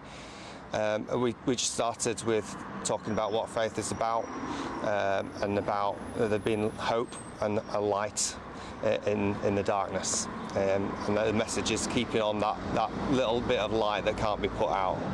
And for us, that's Jesus, but for us today is that light of hope that Jay will be found and he'll be okay. And that light is the thing that's always so important with this kind of story. And that's what these blue ribbons are about all along this road running through the heart of Oswald Twistle. These blue ribbons have been hung up by members of the community who say they still have hope. They still believe there is a light at the end of this tunnel, that Jay will be able to be found and brought home safely. Well, thank you very much indeed for bringing us the latest update from Jay Slater's hometown in Lancashire. Terrible story. I hope they do find him soon. I was just wondered about going back to some of your questions, actually, that you have for Sir Keir Starmer. It's a shame 12 minutes is not a long time, so of course Christopher will have to pick and choose what he goes at. But lots of you got some good questions coming in. We mentioned that someone wants to know, who is it? John, I think. You wanted to know some more detail on this Great British Energy. What exactly is it? How much will it cost? How much new energy will come from it? Also asking about immigration, particularly with regards to illegal immigration. Will there be some kind of amnesty for those who have already arrived? How are you going to set up returns agreements? That's from another John. Thank you, John. And yes, Jenny's got in touch with all sorts of questions. And your question would be about the taking the government to court. Taking the last Labour government to court. It's interesting. I've been watching these campaign videos that Keir Starmer put out back in 2020 when he was trying to be leader of the Labour Party, highlighting all of the left-wing activism he had performed as a lawyer. But it's interesting, he seems to want to run away from those sorts of claims now. But we'll get to more on that as the show goes on. Coming up, it's been revealed that some popular sun cream brands don't actually work. We'll reveal all the details on that peculiar story in just a few minutes' time. But for now, it's the headlines with Sam Francis.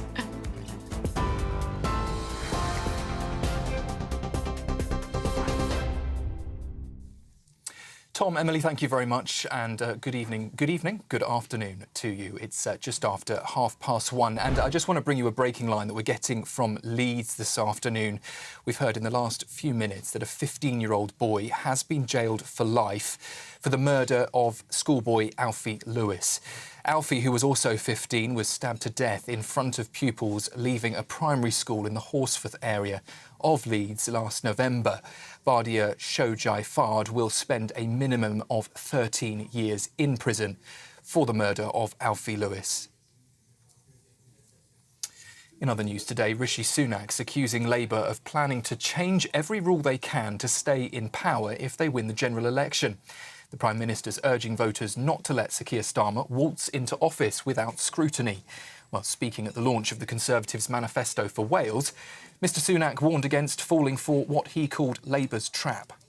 This is a man who tried to overturn the result of the Brexit referendum, who twice urged everyone to make Jeremy Corbyn Prime Minister, and who ran on a series of pledges to be Labour leader that he cynically then abandoned. My friends, because he has such a past, he doesn't deserve to decide your future. And staying in Wales, Labour has also launched its Welsh election manifesto today, with less than 2 weeks to go until we head to the polls. First Minister Vaughan Gethin's promising to look at developing youth justice and probation in Wales, and he's also pledged to restore decision-making on economic aid. Well, as we've been sharing with you this afternoon, a former police chief constable has been found guilty of gross misconduct after it emerged he lied about his military career.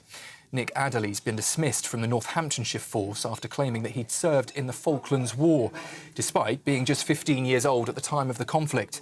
Mr Adderley's apologised to any veterans that he's offended. And opposition leaders are accusing the Tories of being corrupt after a string of people with links to the party have been caught up in allegations of betting on the timing of the general election. 4 people are now being investigated by the Gambling Commission, including Laura Saunders, the wife of the Tories' campaign director. Greg Williams, another Conservative candidate, has also admitted to an error of judgment after placing a bet on when the election would take place. Well, Prime Minister Rishi Sunak says that any lawbreakers in the party will be booted out. But the Lib Dem leader Sir Ed Davey says the Conservatives aren't learning from their mistakes. People know the outcome of something and they bet on it. I think that's immoral. And I don't think that looks right. And too often in this Parliament we've seen the Conservative Party, certainly members of the Conservative Party, looking like they're in it for themselves, not for public service and what's in the best interest of the country. Those are your top stories for this half hour. I'll be back at 2 o'clock with another update. Until then, you can sign up to GB News Alerts. Just scan the code on your screen or go to our website, gbnews.com/alerts.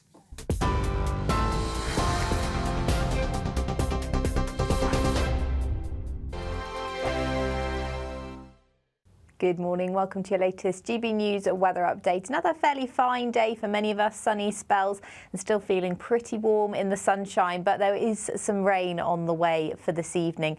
That's going to be moving in from the west. It's as a result of this weather front pushing into parts of Northern Ireland and the far northwest of Scotland later on this afternoon. And ahead of it, cloud will build across much of Wales into the southwest of Cornwall and Devon too. Further east, though, it should stay fairly dry and bright, and here is where it's going to feel very warm in the June sunshine once again. Highs of 24 degrees, quite likely. We could see a 25 degrees across some southeastern areas later on this afternoon. But further west, the cloud is building this afternoon, so it will turn quite a bit cloudier with potentially a burst of heavier rain, particularly across western areas of Scotland, the Northern Isles as well, starting to see some rain by this evening. Across the far southeast, though, of Scotland, it will remain likely dry this evening. Northeastern England as well, seeing a dry end to the day. A little bit of cloud around, hazier sunshine, but still feeling quite warm out there. But across the far southwest, a spell of heavier rain will push through in the early evening. Now, this band of rain pushes eastwards throughout this evening into central and eastern areas by tomorrow morning. And again, we've got a lot of cloud around with this. We won't see too much in the way of rain. I think it will be fairly light, any of that rain, but there is going to be a considerable amount of cloud around across much of England and Wales to start the day. So it will be another mild start, but it could just turn a little bit fresher across parts of Northern Ireland first thing tomorrow. That's because it's going to be a bright start. We're between weather fronts across Northern Ireland and much of Scotland first thing tomorrow, but the next weather front will move in later on in the day. But elsewhere, after a cloudier start, it will turn brighter as the day goes on. There's a risk of the odd shower across eastern areas, but for most of us, a dry day with temperatures in the low 20s. See you later on. Bye-bye. The latest GB News travel. Hello again to you, I'm Jules. Luckily, there's still queues for the eastbound M62, junction 21 to 22. That's Milne Road to Rishworth Moor. There was a bump earlier. That's now cleared. All lanes open. The congestion, though, hasn't quite eased as yet. Northbound M5 near to Tewkesbury Junction 9. That's, of course, in Gloucestershire queuing. An earlier breakdown, though, has cleared nicely out of the way. A few queues for the M25. Firstly, clockwise, the QE2 bridge to Dartford. Long delays, a lane shut for a van fire. A congestion to a mile before junction 30 Lakeside, back over the bridge. The other side's queuing back past Darenth Junction 2. Also anti-clock, queuing for 15 minutes from the M1 to the M4, 21 to 15. Northbound M11 long queues for an earlier bump from the M25 up to Harlow Junction 7. There's all lanes back open, but still very, very slow going. You can stay up to date throughout the day by visiting our website, gbnews.com.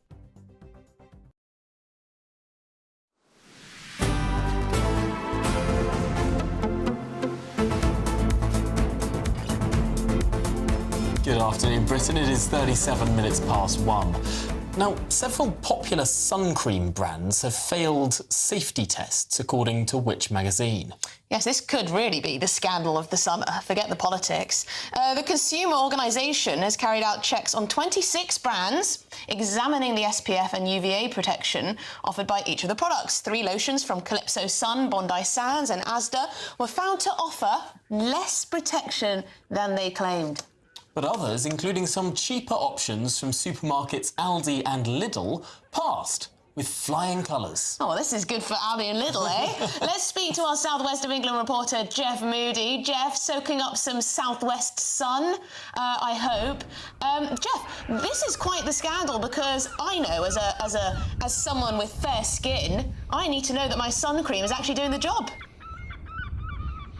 Exactly. There's not actually a lot of sun down here in the North Devon coast at the moment. It's a pretty miserable day, unfortunately, so there's not many people on the beach. A few people are walking their dogs and having a little bit of ice cream. Haven't seen anyone slap on the sunscreen just yet, but the message from Which is that actually those expensive sun creams aren't all that they're cracked up to be. As you say, they tested 26 different sunscreens using an international standard method in an independent laboratory, they say, and the ones that really failed muster: Asda Protect Sun Lotion, SPF 30 high, the Calypso Press and Protect, SPF 30 and Bondi Sands SPT 50. Also the fragrance-free sunscreen lotion. None of those met the claims on the package. Now, Asda, in response, says it really doesn't recognise those results. It's sticking to its guns with regards to its products. Calypso says its products have passed the EU regulation, but which says that they barely muster 2/3 of the protection that they should do. So if you want a sunscreen that works well, go cheap. That seems to be the message from today. Lidl's CN Sun Spray, SPF 30, that triumphed, and that's only £3.29 for 200 ml. So that's the one to go for. Or Aldi's Lacura SPF 30 sun lotion, and that's priced at £2.49. Well, which has said quite rightly, look, this is incredibly concerning that some big brands have failed the test and did not offer the level of sun protection claimed on the packaging, which goes on to say it is great to see cheaper, top quality sunscreen options available on the high street. But of course there is a serious side to this because of the protection that these sunscreen lotions are supposed to offer people, and with the rise in skin cancer across the UK and with temperatures rising too, it's never been more important to protect ourselves. The Met Office are always saying, aren't they, slap on that sunscreen, but now it's very clear from this report that the sunscreen that you actually pick might not give you the protection that it says on the packet. So if people at home are worried if perhaps they're about to jet off on a holiday that hopefully won't be disrupted by Extinction Rebellion or Just Stop Oil or any of these other groups, what should they do? What should people look out for? Well, I think the thing to do is to look at the Which report. That's the only real way that people are going to find out exactly what is safe and what isn't safe, because you can't rely on the packaging. It's very clear from this report that what they say on the packaging isn't necessarily what the product actually has in it and the protection that it can offer. So the best advice I think that people can take at the moment is just have a quick look at the Which website before going on holiday and make a note of the ones that they recommend as the best ones to use. Well, Jeff Moody, thank you very much from a not quite so sunny North Devon. Let's hope that the sun can pick up as the summer goes on. I'll poke through. I think quite a lot of the country is actually quite warm today. I mean, the sun's out down here in the southeast in London, but I think there are other areas. And someone's got in touch saying in Sussex it's nice and sunny. So, you know. Yeah, no, all over the country. Well, we'll of course have our all right. OK, yes. Is it raining in Manchester? We'll have our weather update for the whole country, of course, at the end of the hour. But coming up, of course, it's the summer solstice, and we'll be joined by a druid. Yes, a real-life druid who goes by the name of King Arthur, asking him what he thinks about Just Stop Oil's recent attack on Stonehenge. This is Good Afternoon Britain on GB News, Britain's news channel.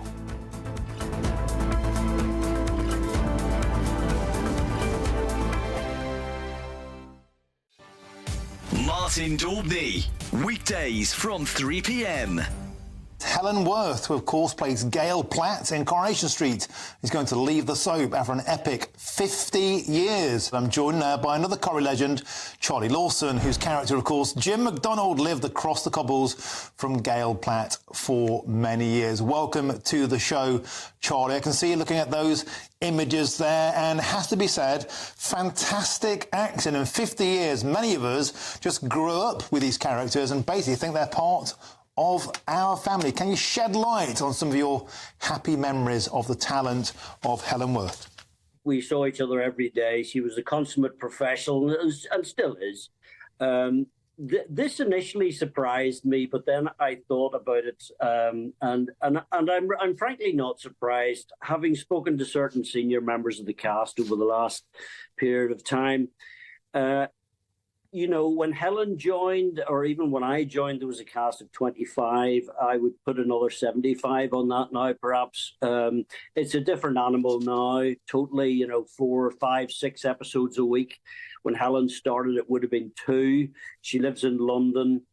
She's not getting any younger. And she's done 50 years, for God's sake. Nobody can ask any more of that. And listen, Helen, look at that wee smile.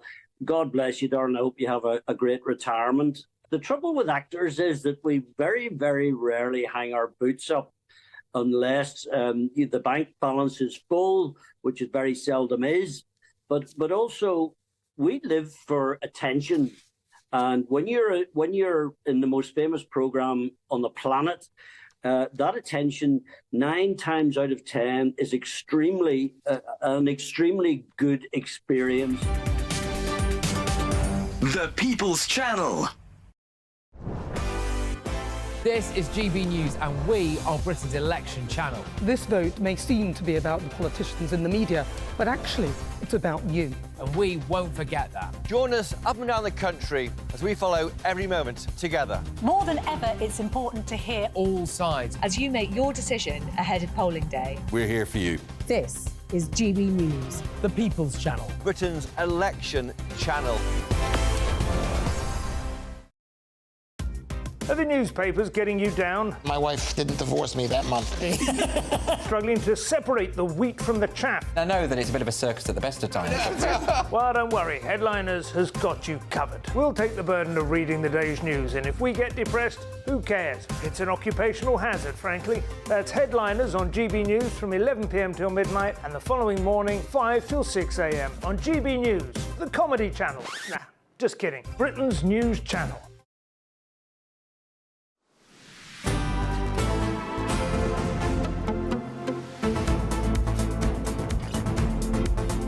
Good afternoon, Britain. It's 1:45. Now, thousands of people flocked to Stonehenge this morning to celebrate the summer solstice. Solstice, yes, marking the longest daylight day of the year. The ancient monument is still open after 2 Just Stop Oil protesters were arrested earlier this week for throwing orange powder paints all over the stones. Well, English Heritage says that the landmark suffers no visible damage, but it could have been oh so different had it rained.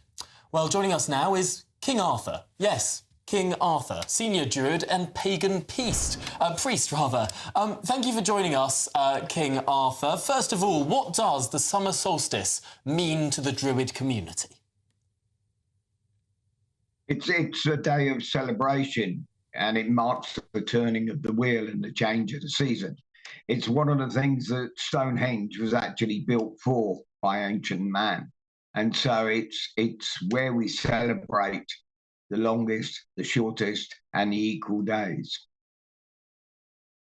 When you saw the Just Stop Oil activists had decided to attack Stonehenge? I think it was definitely counterproductive from their point of view, because all it does is alienate people who would have been their natural allies. So it does their cause no favours whatsoever.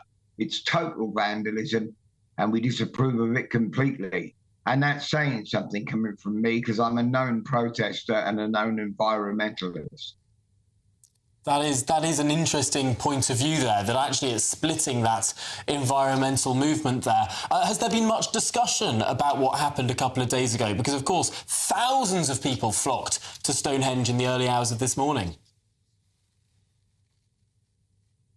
That's right. We had a wonderful solstice. We had a wonderful time, a brilliant night. Many ceremonies took place, and that included the normal rites of passage, such as hand fastings, baby namings, ashes scattering, etc. But the thing that was on everybody's mind was what happened a couple of days ago, and everybody was as disgusted. And King Arthur, explain to those who don't know, what exactly is a druid? Explain it. A druid is basically the ancient priest caste of these isles, Christian priest caste of these isles. They were at one healers, the scientists of the day, lawmakers, kingmakers, and the priest caste of Great Britain. And sort of got pushed further and further west as the Romans came in, and then the Anglo-Saxons, I suppose. I've got to ask, is King Arthur your real name? My real name is Arthur Uther Pendragon. I'm generally known as King Arthur, and I am a druid king. Was that a choice that you arrived at sort of at some point in your life? Did you decide to take on this name? Did you sort of get interested in the druid community? Yes, I did take on this name. I took it on in 1986. And there's nothing that strange about that. I mean, look, from a Christian point of view, popes take on different names, as do monks, nuns. So it's quite normal within any religious fraternity. And from my point of view, I'm a titular head and a chosen chief. So I am chosen to be the head of my order. OK, and what do you think should happen to these Just Stop Oil activists? Because they're upping the ante. So they targeted Stonehenge. The next day they decided to target the airport to try and attack some private jets. They're now apparently, according to the Times newspaper, warning that they're going to try to disrupt more airports, to try and disrupt people's summer holidays. What do you think we need to do with them? I think they need to be prosecuted for vandalism in this case and for any other offences they commit in other cases. Because, like I say, it's not even doing their cause any good. They're alienating too many people by damaging the valuable works of art. His Majesty the King, they're alienating the royalists, they're alienating the art lovers, and now they're alienating the pilgrims who turn up at Stonehenge. So they're not doing their own cause any good. And I actually look at it and think, well, you know, is this actually their cause, or has somebody put it up to it just to give it a bad name? And once the environmentalists have lost the druids, I mean, who do they have? Well, King Arthur, thank you very much for joining us and talking through all of that. Really appreciate your time. I have to say, have you ever stayed up for the solstice? Seen the sun arise? No, but it is something that I would like to do, actually. It must be quite magical to go down to Stonehenge and see the sun come up. Yeah. Quite romantic as well, in a way. Can imagine. Don't you think? Can you imagine going on a date? Sitting there and taking in the magnificence. I can just maybe this is my stereotypical view, but I imagine breathing in the air might not be quite so fresh, if you get my drift, with all sorts of communities that then sort of walk around. I imagine it could be quite a magical experience for many people, intentionally and unintentionally. But of course... That's very diplomatic. Very diplomatic of you, you know, skirting around that, weren't you? Very nicely, with expertise. Deftly. What won't be deft, however, is, of course, what happens if these groups start targeting people's family holidays, which, of course, are all going to take place once schools start to break up next month. And this is the new threat from Just Stop Oil. No longer is it going after Taylor Swift. It's going after... Everyone. Well, imagine you've saved up, you've got your Jet2, your EasyJet, your British Airways flight all lined up, you're ready, you've packed your bags, you get to the airport. Oh, sorry, Just Stop Oil have decided to sit and glue themselves to the tarmac right in front of your flight, so we're going to have to cancel it. Sorry, guys. But no also, refund. I can imagine the entire airport. It's not just going to be one flight. If they break into an airport with that sort of angle grinder or whatever they were using for Stansted a couple of days ago, I mean, one drone shut down Gatwick Airport for, was it 1 day or 2 days? It was an entire, I mean, hundreds of flights. Hundreds of flights, and that was just one drone. Imagine what's going to happen with fairly dedicated environmental activists. I mean, entire airports could be shut down for quite some time. This could be a serious incident. But this is the thing, people say, oh, you know, liberals, people who are very liberal and care about civil liberties come out and say, no, you can't possibly ban these groups, you know, it's freedom of speech, they're not terrorists, don't be ridiculous.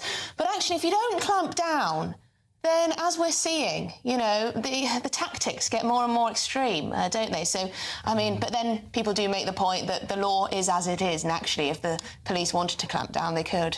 Yes, well, and perhaps there needs to be a bit of proactive policing here. Perhaps it would be wise for the police to sort of look at the repeat offenders, because so often it's the same people. They're part of all of these groups. Yes. And they just go from protest to protest. They go to prison for a week and come out and then commit another crime. I think Just Stop Oil are the most annoying, if that's not a strong enough word, but they do seem to be the most annoying. Yeah. Gluing their hands to the street, blocking roads. even interrupting Les Miserables. I know, the cheek, the absolute cheek. Well, stay with us. We're going to be hosting a debate in the next hour. Did Keir Starmer make a mistake saying that Jeremy Corbyn would have been a better Prime Minister from Boris Johnson? This is Good Afternoon Britain on GB News, Britain's news channel, and we were talking about the weather in London being very sunny today. Now's our chance to find out just how sunny the rest of the country is. Here's your weather.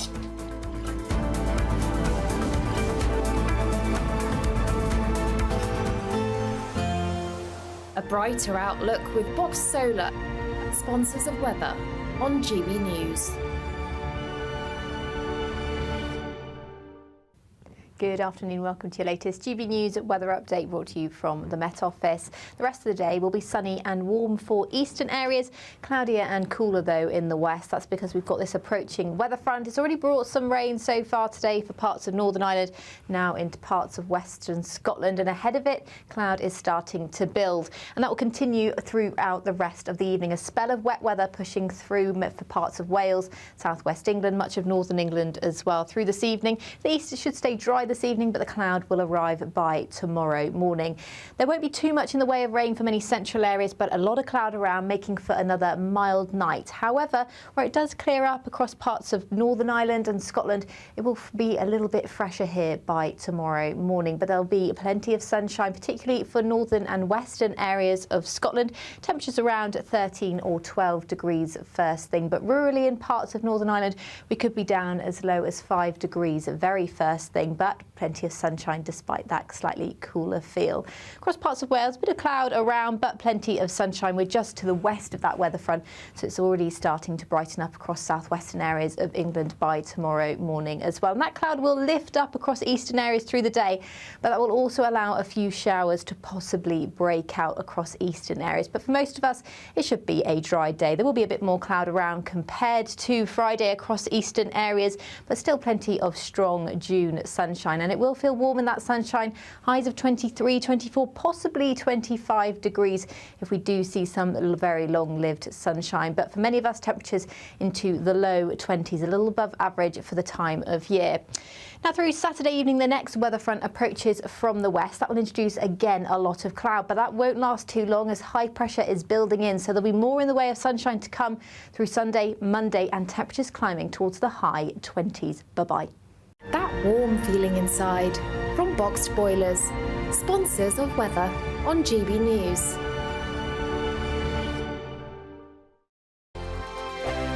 Don't miss out on your chance to win our Summer Spectacular. And have we got a prize for you? First, there's a totally tax-free £15,000 in cash to make your summer spectacular. Spend that extra cash however you like.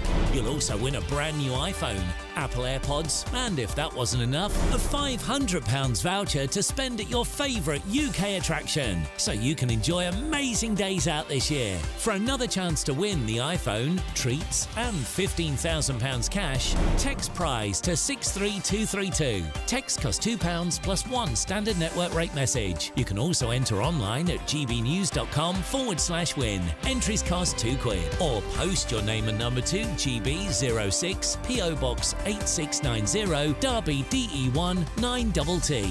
UK only. Entrance must be 18 or over. Lines close at 5 p.m. on the 28th of June. Please check the closing time if listening or watching on demand. Good luck. GB News is Britain's election channel. And when the big stories break, we're tackling them on Britain's newsroom. When we disagree, and we disagree a lot, it's even livelier than normal. We don't disagree that much. We do. His comedy, though, is revolting. I knew her, and unlike you. That explains Beverly Turner's temperament. It's a bit frosty in here, isn't it? He'll have one of me one day. For dartball practice. Britain's newsroom on GB News. Weekdays, 9:30 a.m. GB News, the People's Channel, Britain's news channel.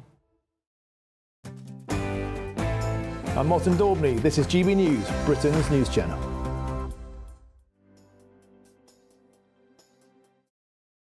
Hi there, I'm Michelle Dewberry, and I'm going to take a second to tell you all about my show, Dubes & Co. We start off with the issues of the day. We then bring in both sides of the argument. We get rid of the disrespect. And then you throw me into the mix. And trust me, I'll tell it exactly how it is. And then, of course, the magic ingredient, you at home. We mix it all together, and what have we got? In my opinion, the best debate show in town.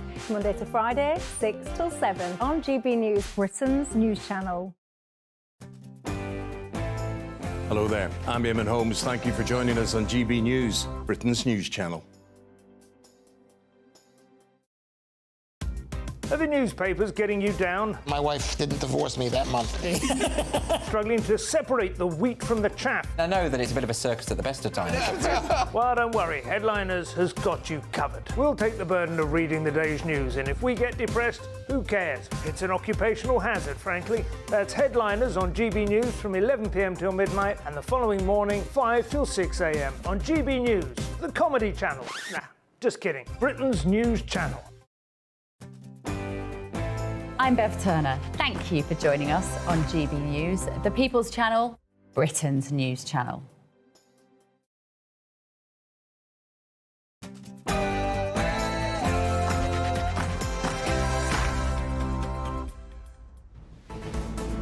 Good afternoon, Britain. It's 2 o'clock on Friday, the 21st of June. I'm Tom Harwood. And I'm Emily Carver. Under pressure from a studio audience, Sir Keir Starmer admits he would rather Jeremy Corbyn Prime Minister than Boris Johnson. And Rishi Sunak says he's incredibly angry over Tory betting allegations. And fears grow as the search for missing teenager Jay Slater now enters its 5th day. The 19-year-old was on his first holiday without his parents. Fears grow in Tenerife as the search for the missing teenager, of course, goes on. These are live pictures that we're looking at now. And Swifties are descending on Wembley in their thousands tonight for the first of 3 London performances of Taylor Swift's Eras tour, which is expected to bring £300 million to the city. Very jealous, my sister's going.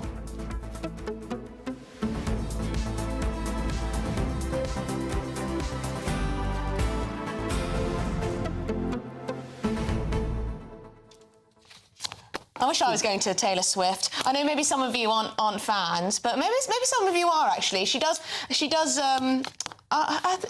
Everyone seems to like Taylor Swift. It is the highest. Everyone likes her. Highest grossing tour in musical history.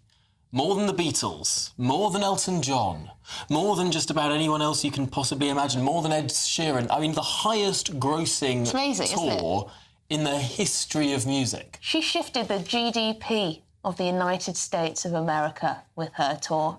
It's making that much money. Very rich woman, but also boosting our economy. Apparently people are going to be spending £400 odd per person going to this concert. You know, for example, their travel, where they're staying, whether they're going to buy some merch, maybe get a new outfit, and of course the ticket cost, all adds up. So that's a lot of spend in the economy, and which can sometimes be a good thing. And yet, in Glasgow, she really worsened the housing crisis. Because so many people booked out not only hotel rooms but also Airbnbs that people trying to find accommodation were really struggling. There's only 2 nights or 3 nights in Glasgow. I don't know, maybe people came and stayed for a bit longer, but of course it all moves around everyone else's plans and pushes up prices. My mum's a new convert to Taylor Swift. Is she? I wouldn't have thought that it would be her top choice, but, you know, she thinks some of the lyrics are quite amusing. Someone else who's a big fan of Taylor Swift, Rishi Sunak. Oh, yeah? Many reports that he does his sort of exercise biking to listening to Taylor Swift music. Well, he does have 2 young girls, doesn't he? So he probably has it playing non-stop. Anyway, gbnews.com/your say. Keep throwing us those questions that you want Christopher Hope to put to Sir Keir Starmer. Lots coming in. We'll read some of them out in a bit, I think, after the headlines.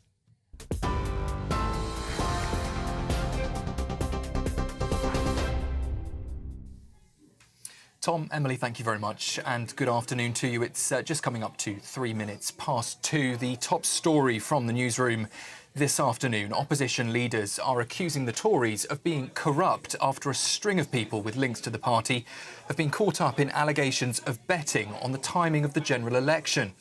4 people are being investigated by the Gambling Commission, including Laura Saunders, the wife of the Tories' campaign director. Craig Williams, another Conservative candidate, has also admitted an error of judgment after placing a bet on when the election would take place.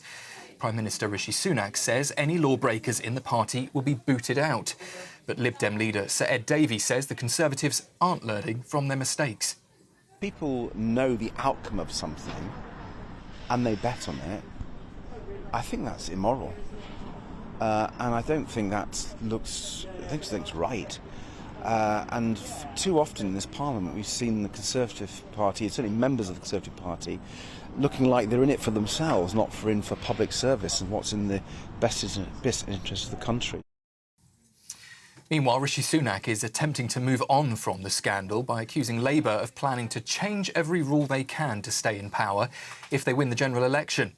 The Prime Minister's urging voters not to sleepwalk into the polls on the 4th of July.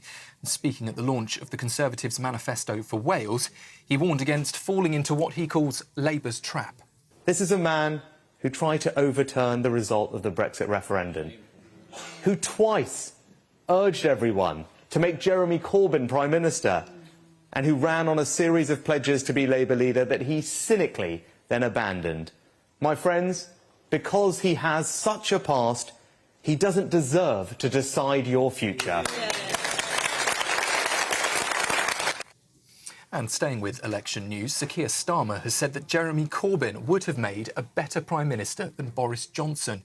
The Labour leader was facing a grilling from members of the public alongside Rishi Sunak, Sir Ed Davey and John Swinney at last night's BBC Question Time Leaders Special in York. The Liberal Democrats were pushed on their record during the coalition government with the Conservatives, and the SNP insisted that independence is essential if Scotland is to become a fairer and more equal country. Well, in some other news today, a boy aged just 14 at the time has been jailed for at least 13 years for murdering another teenager outside a primary school in Leeds. Bardia Shojai Fard has been described in court as being outwardly normal, but with a worrying interest in knives. He admitted stabbing Alfie Lewis one afternoon in the Horsforth area of Leeds last November, but claimed it was self-defence. The victim's mum has said she will never forgive his killer. A police chief constable who lied about serving in the Falklands War, despite being just aged 15 at the time, has been sacked today. Nick Adderley from the Northamptonshire Force has been found guilty of gross misconduct for making up his naval rank, his length of service and achievements. Mr Adderley has apologised to any veterans he's offended. Emergency crews are continuing to scour the mountains of Tenerife looking for the missing British teenager Jay Slater. These are live pictures of the scene in Tenerife where those searches continue this afternoon. The 19-year-old disappeared after telling a friend that he didn't know where he was and needed water before beginning an 11-hour trek back to his hotel. As you can see there on the screen, pictures of the missing 19-year-old. Helicopters and rescue dogs, we understand, have now joined the search as it enters its 5th day. A British tourist has been stabbed to death outside a nightclub in Spain. Police were called to reports of a fight in Calella, around 30 miles from Barcelona, in the early hours of this morning. The 31-year-old victim died outside the Oxygen nightclub, while another person was taken to hospital. That nightclub now remains cordoned off, though no arrests have so far been made. Back here in the UK, a gang of cybercriminals has published sensitive NHS data online that was stolen from a blood testing company. Overnight, a Russian cybercrime group known as Quillin shared nearly 400 gigabytes of private information, and that included patient names, dates of birth, NHS numbers and even blood test results. The Health Service says it's now investigating the full extent of the data breach. UK retail sales improved last month with a rebound for clothing and for furniture shops. Figures from the Office for National Statistics show the number of items purchased in May were up 2.9%. That's compared to 1.8% in April. A global health alert over fake versions of the drug Ozempic has been issued today by the World Health Organization. The medicine has become popular as a weight loss jab, despite its main purpose being the treatment of type 2 diabetes. The WHO says counterfeit versions could pose a danger to health and will not help people to lose weight. And some royal news. Princess Catherine and her 3 children have wished Prince William a happy 42nd birthday today. Kate released this photo, you can see there on your screen, of the Prince of Wales. He's jumping into the air while holding hands with Prince George, Princess Charlotte and Prince Louis. That photo taken on a beach in Norfolk last month. And finally, Taylor Swift's Eras Tour is expected to bring up to £300 million to boost the economy in the capital when she performs in London later today. The US superstar has already played shows in Edinburgh, in Liverpool and Cardiff, and she's now set to headline 3 sold-out shows at Wembley before returning for 5 more nights in August. Well, a Taylor tube map, a Taylor trail and a special artwork have been created to help entertain the 640,000 people expected to attend this weekend. For the latest stories, sign up to GB News Alerts. You can scan the code on your screen or go to gbnews.com/alerts. Now, though, it's back to Tom and Emily.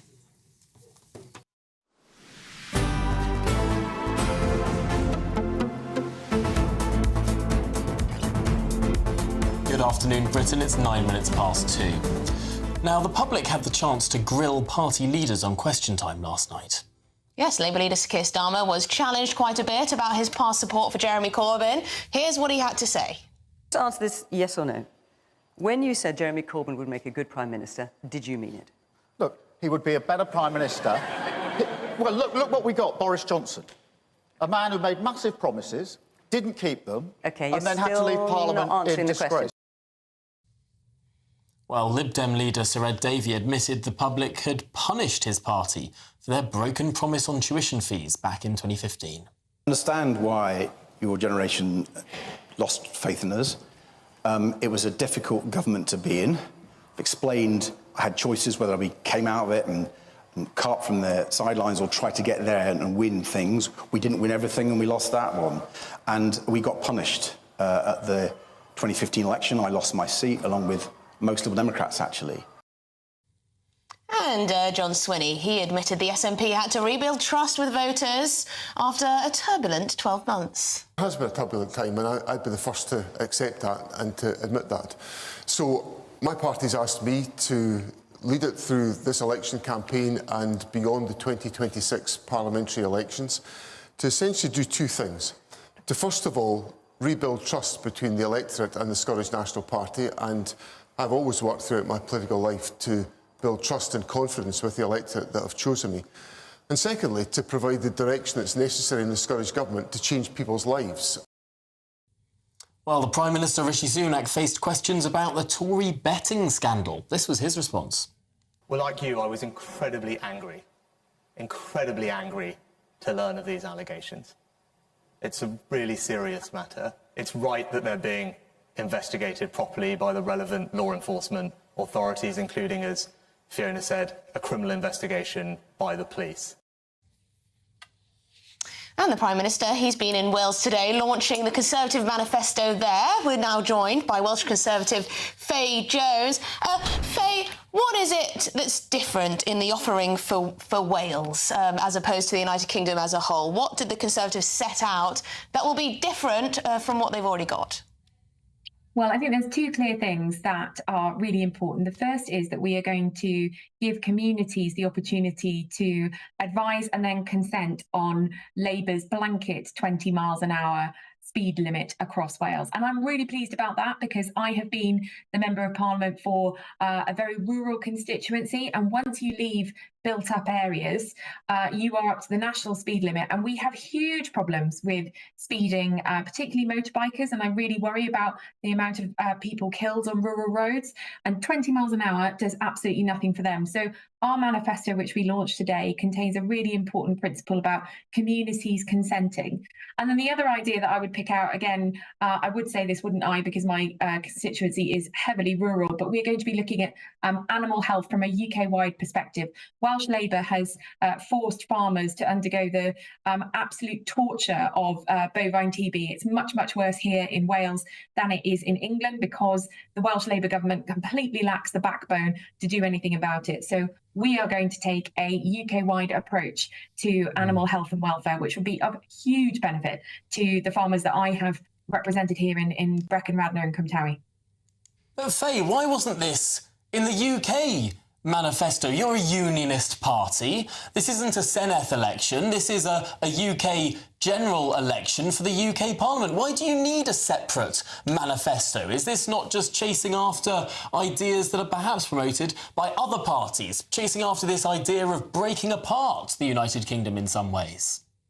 Well, no, 20 miles an hour and our opposition to Welsh Labour's blanket 20 mile an hour zone is very much a Welsh Conservative plan, an idea. We are the only ones speaking against it, both in the Senedd and in Westminster. Plaid Cymru are rowing in behind the Labour Party, same as the Liberal Democrats. So, no, this is our opportunity to say that we speak with one voice on this issue, loudly and clearly against blanket zones of 20 miles an hour. So I think this is warmly to be welcomed. And I would point out that this is in our UK manifesto. This is the backing drivers bill.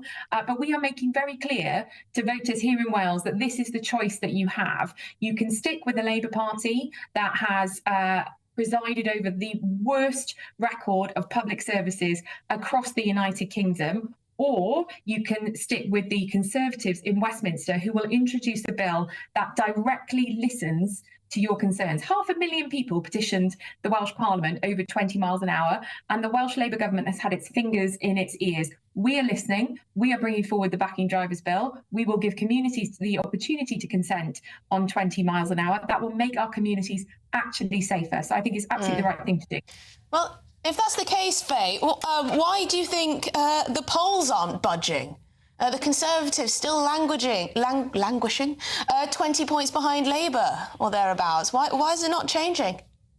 Well, I do think it's a very different situation here in Wales. I'm knocking on doors in my constituency in Mid Wales, and the one thing that's absolutely clear is they do not want a Labour MP. And so I'm able to remind them that it's only by voting for me and not going to Reform or staying at home that they will get themselves a loud voice who will challenge the Welsh Labour government on their record on public services. We had the stats announced yesterday. We have the highest waiting list in history.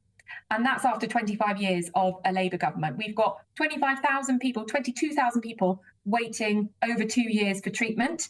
In England, that figure is just over 200 people. So the difference there is stark. And what I'm getting on the doorstep is people cannot tolerate the idea of sending more Labour MPs to Westminster. And yet, what these special MRP polls seem to suggest is that the Conservatives could lose every single seat in Wales, despite the turmoil of the Welsh Labour government, despite the vote of no confidence that the Welsh Labour First Minister suffered. I mean, this is pretty embarrassing, isn't it? Well, look, there is such disparity in the polls that I've seen over the last few weeks that I don't know which figures to trust. All I can trust is what I'm hearing when people are talking to me. And don't get me wrong, they are pointing out ways in which they are unhappy with us, and they're quite clear about that. But they're also very, very clear that we cannot let Keir Starmer and the Labour Party do to the rest of the United Kingdom what he has done to Wales. The Welsh NHS is in crisis. And don't forget, Keir Starmer said that Wales is his blueprint for the United Kingdom.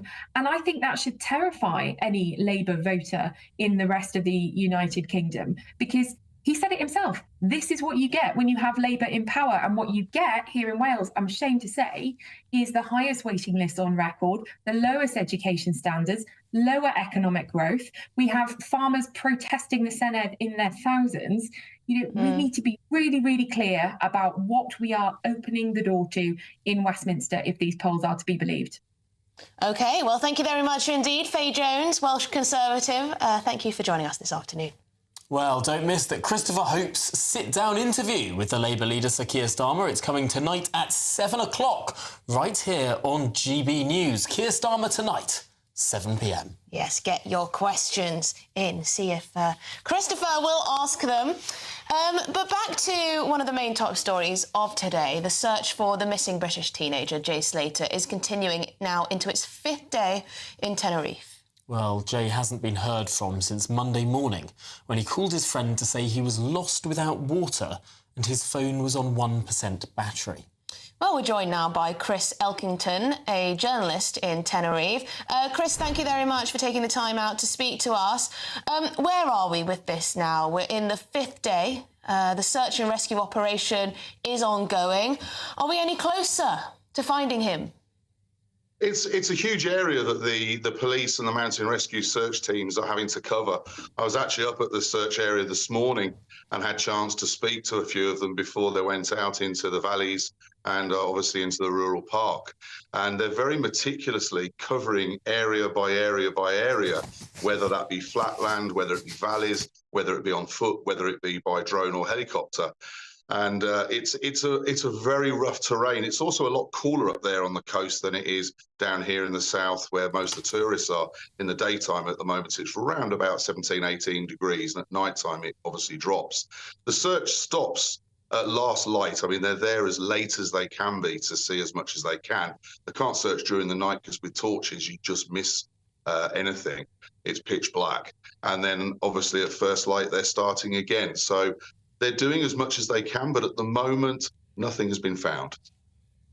And I suppose as time goes on, the choices, I suppose, start to narrow, and it becomes, I suppose, it becomes the very difficult decision. At what point does this stop to be a search and rescue operation and perhaps become a recovery operation?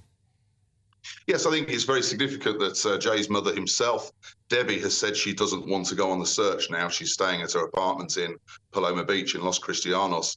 She said that she doesn't want to be the person to discover him if he's not alive. And that's the first indication that those sort of thoughts are coming into the family's minds. And yes, desperation is a good word to use because it's getting to that stage now. It's a long time to be out there on your own in the elements with no water and no battery. So it's a last chance saloon, really. And Chris, there are a lot of armchair police officers, investigators online giving their hot takes on where they'd look or, you know, how they'd find him, or there's something about the mystery. Am I right in thinking some steps have been made to try and put that to bed? Yes, the police have asked people not to come up and get involved in the search. They want to be able to concentrate on the areas they're looking at, concentrate on the work they're doing, and concentrate on the person they're looking for, and not looking after the people who are looking for the person they're looking for. So they've asked people to respectfully leave them to their job, and hopefully people are taking note. When I was up there this morning, there wasn't too many other people. There was obviously some press, and there was obviously some people taking photos. But the search teams were on the case and just on their way out to start looking again. Well, let's hope that they can get some answers. But Chris Elkington, journalist in Tenerife, really appreciate your time there. I should say we've been looking at live pictures of Tenerife during that interview as well. Yes, we have. Now, coming up, would Jeremy Corbyn have been a better Prime Minister than Boris Johnson? Keir Starmer claims he would have been. We'll be debating that next.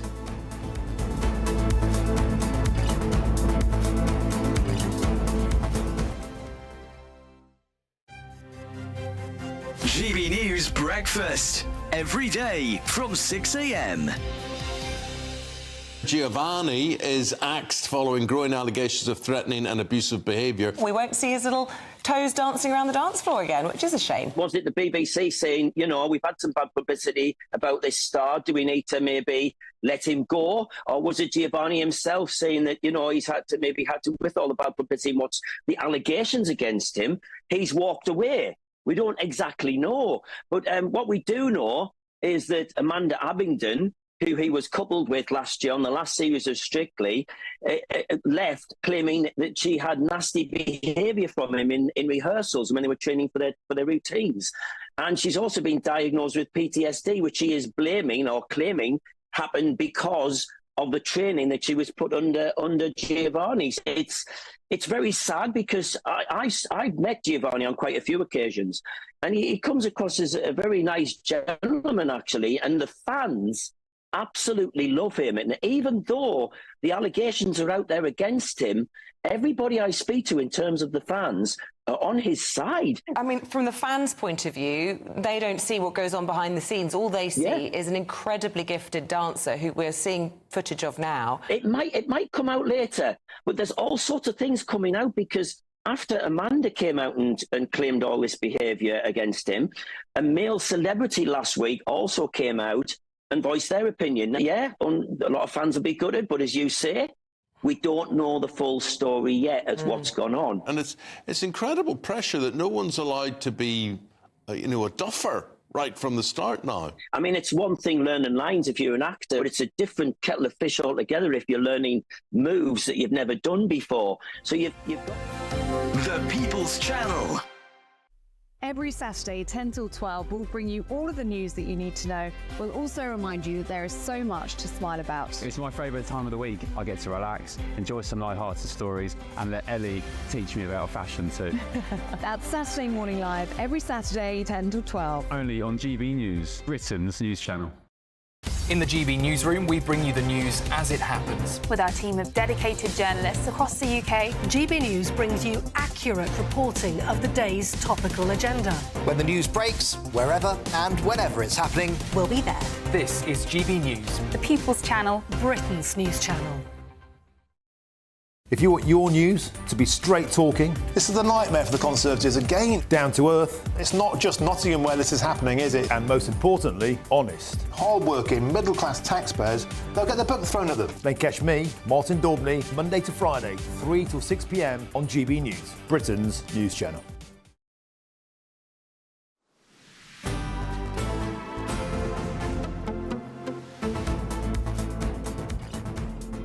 Well, good afternoon, Britain. It's 25 minutes past 2. Now, Sir Keir Starmer is under a bit of fire after suggesting Jeremy Corbyn would have made a better Prime Minister than Boris Johnson. Well, here's what Sir Keir had to say today. I have changed the Labour Party because after that election result, we needed to ensure that we had a party which proudly said, country first, party second, with a manifesto for change. And that's what we put before the electorate. There's a real choice this time round between carrying on with what we've got, the failure of the last 14 years, or starting to rebuild the country with a Labour government. Slightly skirting the question there. He said he needed to change the Labour Party so it can win an election. Yeah. That doesn't mean that he needed to change the Labour Party because he believed the Labour Party needs to be changed. What does he actually think? Well, did Sir Keir Starmer make a bit of a mistake by being so unclear about his support for Mr Corbyn and in criticising Boris Johnson? Well, joining us now to debate this is former Conservative Minister Edwina Currie and the teacher activist Aisha Ali Khan. Thank you very much indeed to you both for coming on. Edwina, I'll start with you. Did Keir Starmer make a bit of a slip-up here? There is such a thing as a Freudian slip in which you inadvertently say what you really mean. I mean, he changed the party in order to win an election because it was unelectable before. And one of the reasons was that his predecessor, Jeremy Corbyn, whom he supported very strongly at the time, had allowed anti-Semitism to become rife in the Labour Party to the point at which they were hounding their own Jewish MPs and making life extremely difficult for a lot of people. It was a terrible thing to have happen, and Starmer is right to have made every attempt to root it out. But it does rather sound in the voice that he's actually uttering himself that he only did it not because he believed that it was wrong before and that it's a right thing to do, but because he recognised that the electorate thought that. Yeah. Now, that sounds to me a bit insincere and a bit concerning, I must say, especially for a politician being insincere. I am shocked at the accusation, Edwina. Let's throw that over to Aisha. Was Sir Keir Starmer being insincere last night?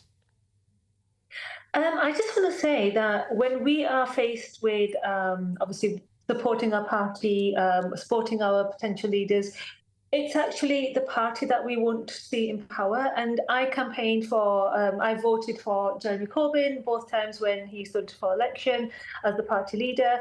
And then I actually campaigned, I went out of my way, I took lots of time off work to campaign for Keir Starmer's bid when he stood for leader as well. So this is the sort of thing that we are constantly faced with as activists and grassroots campaigners. Who do we want to be in power, basically? And at that point in 2019, we were, when I say we, I'm talking about fellow Labour campaigners and activists like myself, we wanted to see a Labour Party in power. We wanted to see a Labour government. We'd had 9 years of Conservative rule. We'd seen austerity measures. We'd seen the NHS being gutted. We'd seen huge, sort of, as a teacher, saw lots of changes in the classroom. Teachers forced to work for longer hours, less pay. Cost of living had just, obviously was on the cusp. We were just seeing that getting worse. Food banks being opened up and down the country. So we were actually actively campaigning to allow essentially it doesn't allow Labour policies in. Yeah.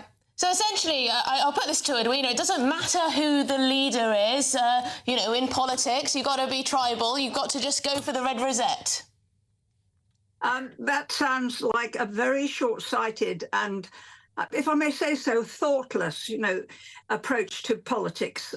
In the end, what's the welfare of the country? What's the welfare of our local people? What's the welfare of our community? And not only our community, but other communities as well. The moment you let any kind of racism, and anti-Semitism is one of the worst, the moment you let that loose, you put all sorts of other people at risk. You create or you foment or you condone a kind of attitude that says we just don't like other people because they're other people or because of what they look like. I fought against that all my life, whether it was in politics or anything else. And I would counsel anybody else to think hard about it. It's not just the party label that matters, it's the outcome. And if Corbyn had won, with all the support that we've just heard about, if Corbyn had won, a lot of people in my family, a lot of people in Manchester, a lot of people in London that I know and care about, my cousins, would have felt extremely unsafe. They're feeling unsafe now because there are people in the Labour Party that are going on and on and on about Gaza. And yes, there are issues there, of course there are, but we have to feel that everybody is protected and safe in our community. Aisha, go ahead. Edwina, can I just say, I myself was investigated by the Labour Party because I defended Margaret Hodge. I actually defended her online. I've always defended my my Jewish friends. I've got many Jewish friends. I was in Israel last year myself. So I was one of the first people, one of the few people that was actively speaking out about the anti-Semitism way before anybody else was, because I'd witnessed it firsthand in Bradford when the Respect Party were in power. With a certain MP who I shall not name. So I myself was fully aware, way before everybody else, what was going on at the grassroots level. So I totally accept what you said. I totally accept that we had an issue. A lot of the sort of supporters and a lot of the campaigners, a lot of the candidates themselves and the posts that they made, anti-Semitic posts and so on. And I feel that we did turn a corner under Keir Starmer. There was a hardline approach, rooting anti-Semitism out, making people understand that that was acceptable in our party. So I must say that there was a real change in direction when Keir Starmer became the leader of the party. Now, obviously, we've got, in politics, everybody has lots and lots of different opinions. We're a wide, we're an open church. You've got the left and you've got the right and you've got everybody else in between as well.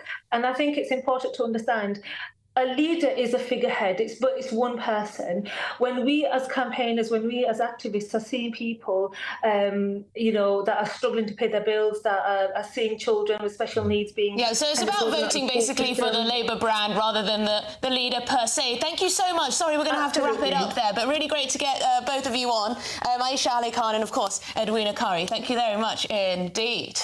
Well, coming up, it's been revealed that some popular sun cream brands don't actually work. Scandal. Well, we'll reveal all of those details on that story in just a few minutes, but for now, it's your latest news headlines.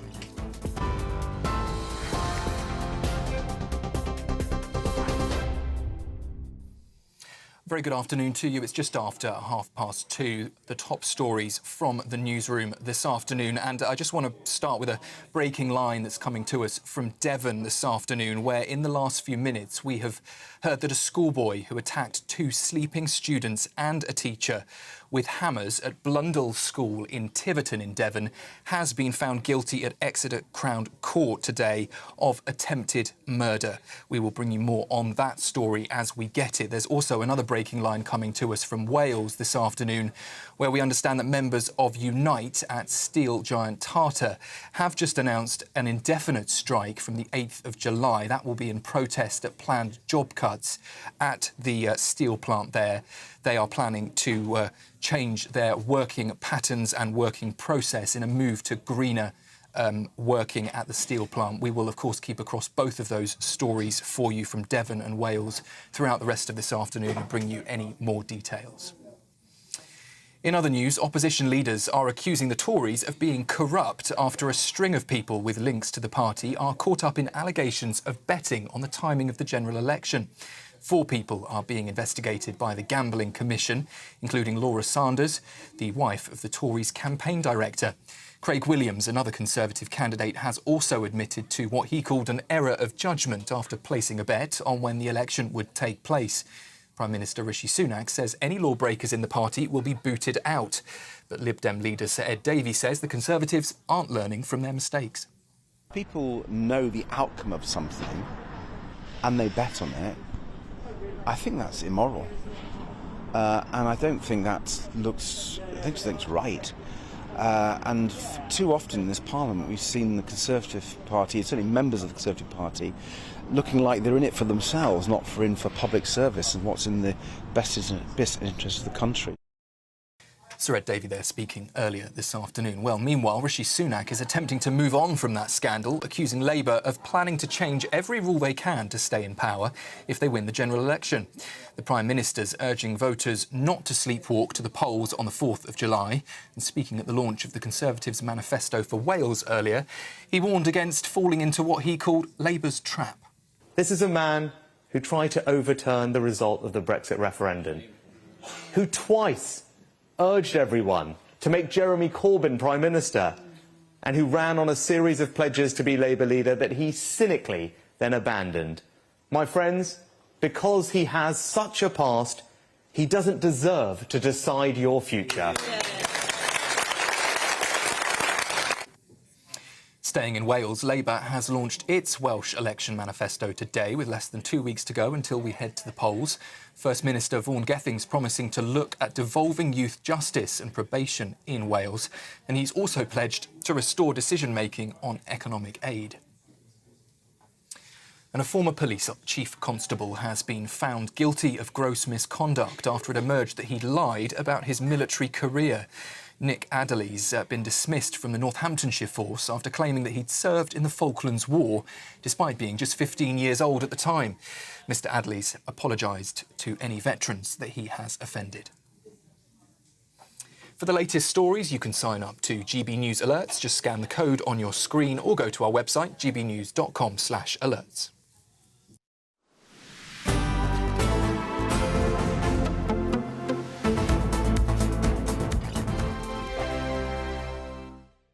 Good morning, welcome to your latest GB News weather update. Another fairly fine day for many of us, sunny spells and still feeling pretty warm in the sunshine, but there is some rain on the way for this evening.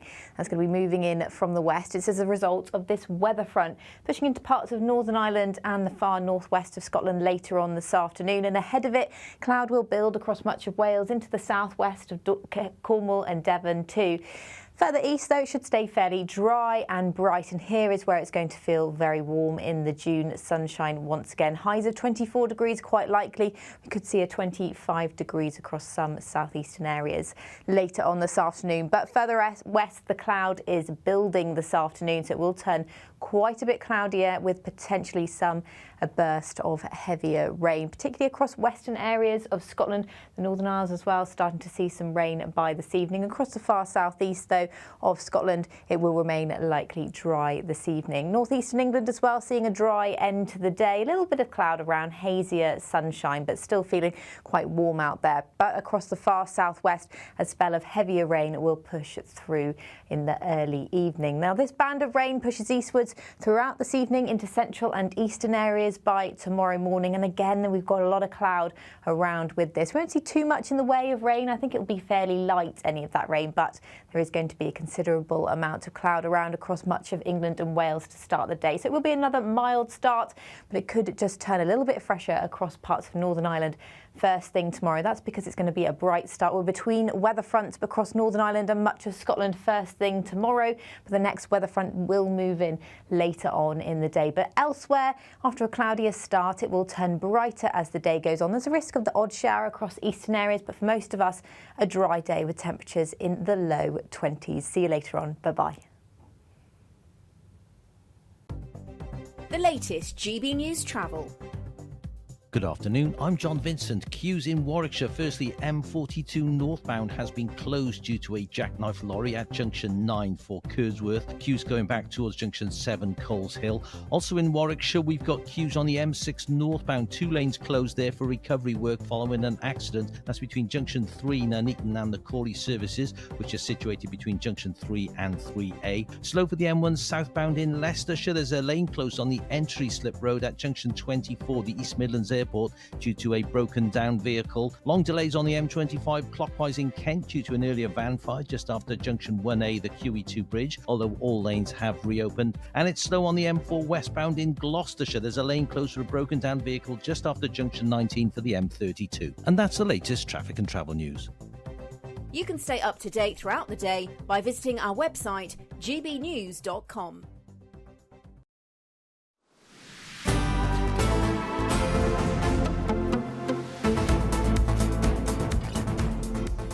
Well, good afternoon, Britain. Now, someone's rocked up into the studio, and we should announce him, probably. It's Martin Dobney. He's up at 3 o'clock, so what have you got in front of you, then?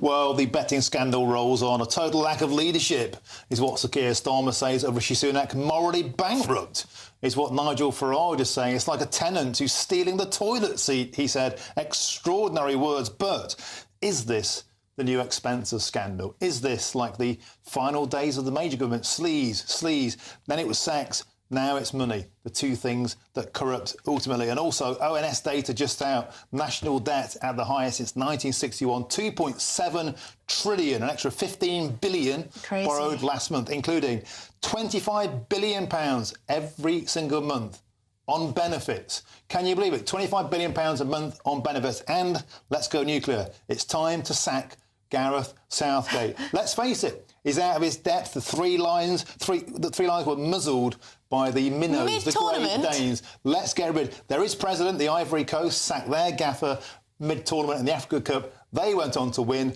Let's bring in some fresh blood. Let's get rid of Southgate. He's hopeless. Didn't he do quite well last time round? That was then, this is now. You can't get a team together. He's taken experiments during big tournaments, big players who perform at the Premier League. They can't perform together. It's like the bad old days of John Terry, Stevie G, except our midfield is worth £500 million. They were played off the park by a bunch of people who were there understudies. Let's go nuclear. Let's get rid of the gaffer. Hang on. We are in the group stages. We're top of our group. Just about. Top of our group. By default. Only one who's got a win under our belts.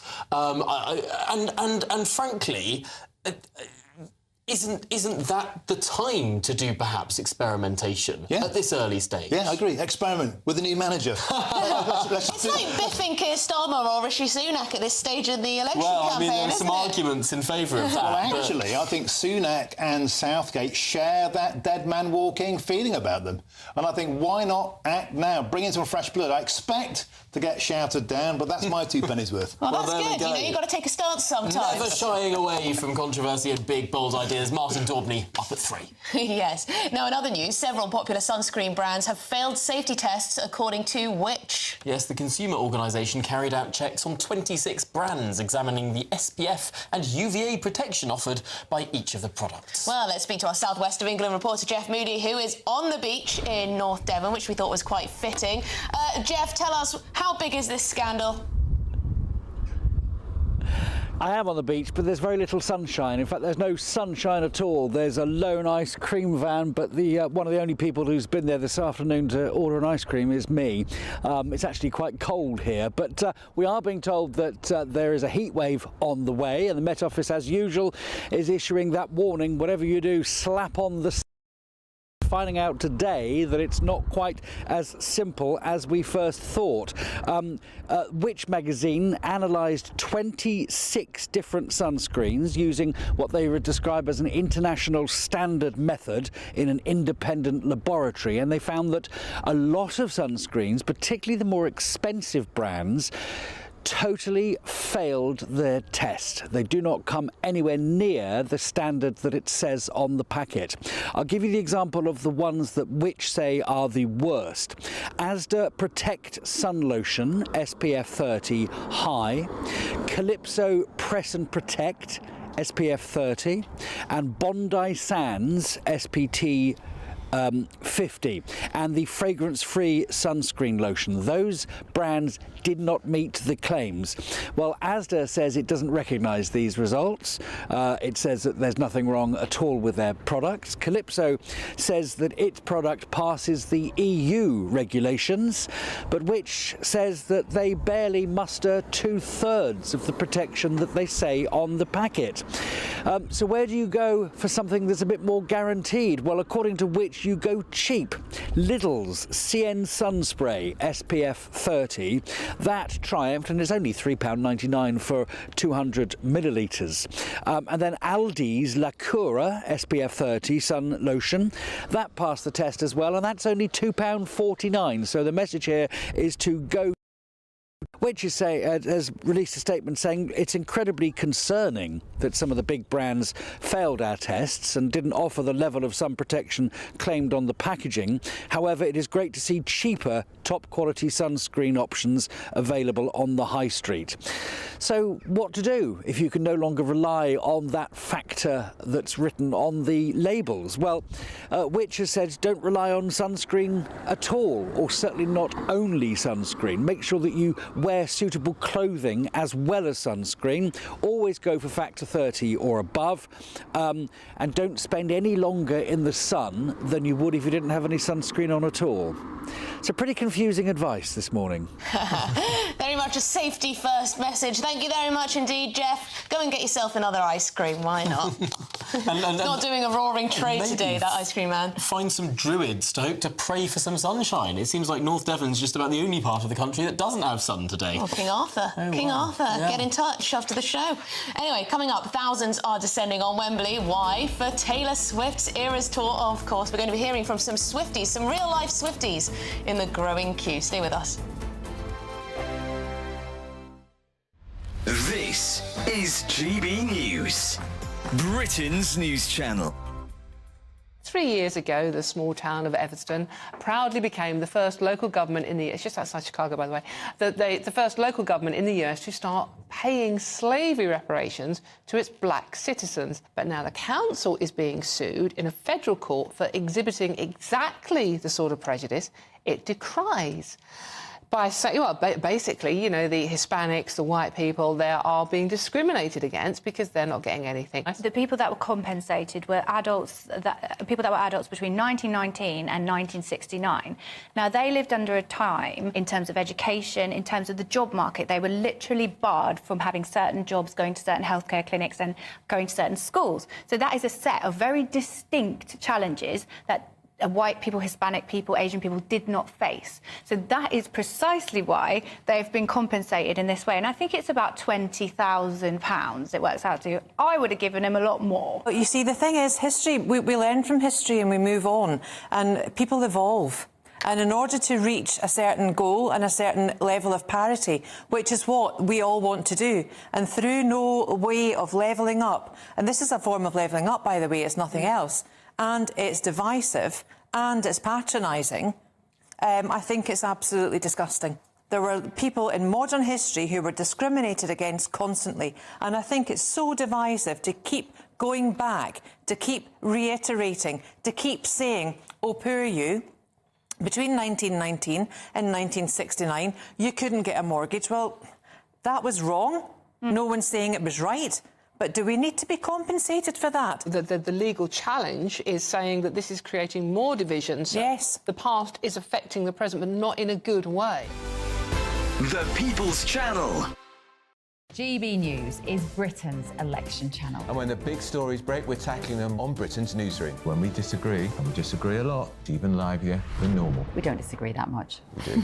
His comedy, though, is revolting. I knew her, unlike you. That explains Beverly Turner's temperament. It's a bit frosty in here, isn't it? He'll have one of me one day. For dartball practice. Britain's newsroom on GB News. Weekdays, 9:30 a.m. GB News, the People's Channel, Britain's news channel. This is GB News, and we are Britain's election channel. This vote may seem to be about the politicians in the media, but actually, it's about you. And we won't forget that. Join us up and down the country as we follow every moment together. More than ever, it's important to hear all sides as you make your decision ahead of polling day. We're here for you. This is GB News, the People's Channel, Britain's election channel.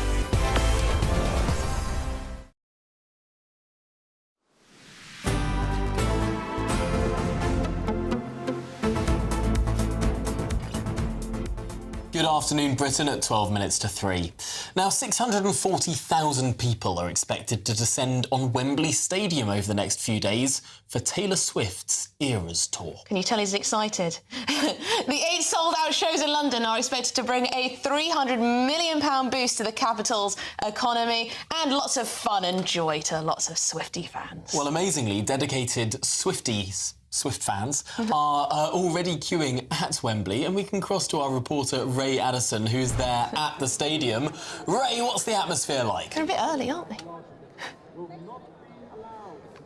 Well, it's pretty hectic down here. Apparently, this is a bit of a big deal. Now, for those of you who've never heard of Taylor Swift, like me, she's the one that sang Shake It Off, apparently. Lucia's my camera woman today. Can you verify that, Lucia? Yeah, just give us a little nod from behind the camera. But there's thousands of people descending down here for the first of 3 concerts, today, tomorrow, the next day, and then she's back in August as well to do 5 more. Now, the venue behind me, Wembley, seats around 90,000, so apparently that's all sold out, and as you'd expect, there's a few people wandering around selling extra tickets as well. There's a man down there begging Taylor Swift to marry him, but I don't think he's going to be in any luck. This world tour actually started back in March of last year, started in the United States. She's done 100 gigs so far, and it is just going to continue and continue with sold-out crowds like this. Let's pan down, right down the end of the road here, leading up to Wembley, is Wembley Station, and you could just see thousands and thousands of these Swifties, these fans, coming down, and very excited they are too. Now, just to explain to you some of the outfits relate to the name of the tour, which is the Eras Tour. It's all about the eras that she brought out her albums. So if they're wearing pink, that's about the Lover album. If they're wearing red and black, that's about the Reputation album. Dark blue is for Midnights, and so on and so on. I could go on. Lots of people will go on about this at length. But I did get the chance to chat to some people who are in the VIP queue. They've been queuing up since yesterday afternoon. They slept overnight. This is what they had to say to me. Yesterday at 3 p.m. more or less, yeah. You camped up here at 3 o'clock in the afternoon? Yeah, I came. Why? I mean, I was just having a walk. I saw people already here and I was like, okay, never mind, let's just stay here. Yeah, since 5 yesterday. Wow, what was it like?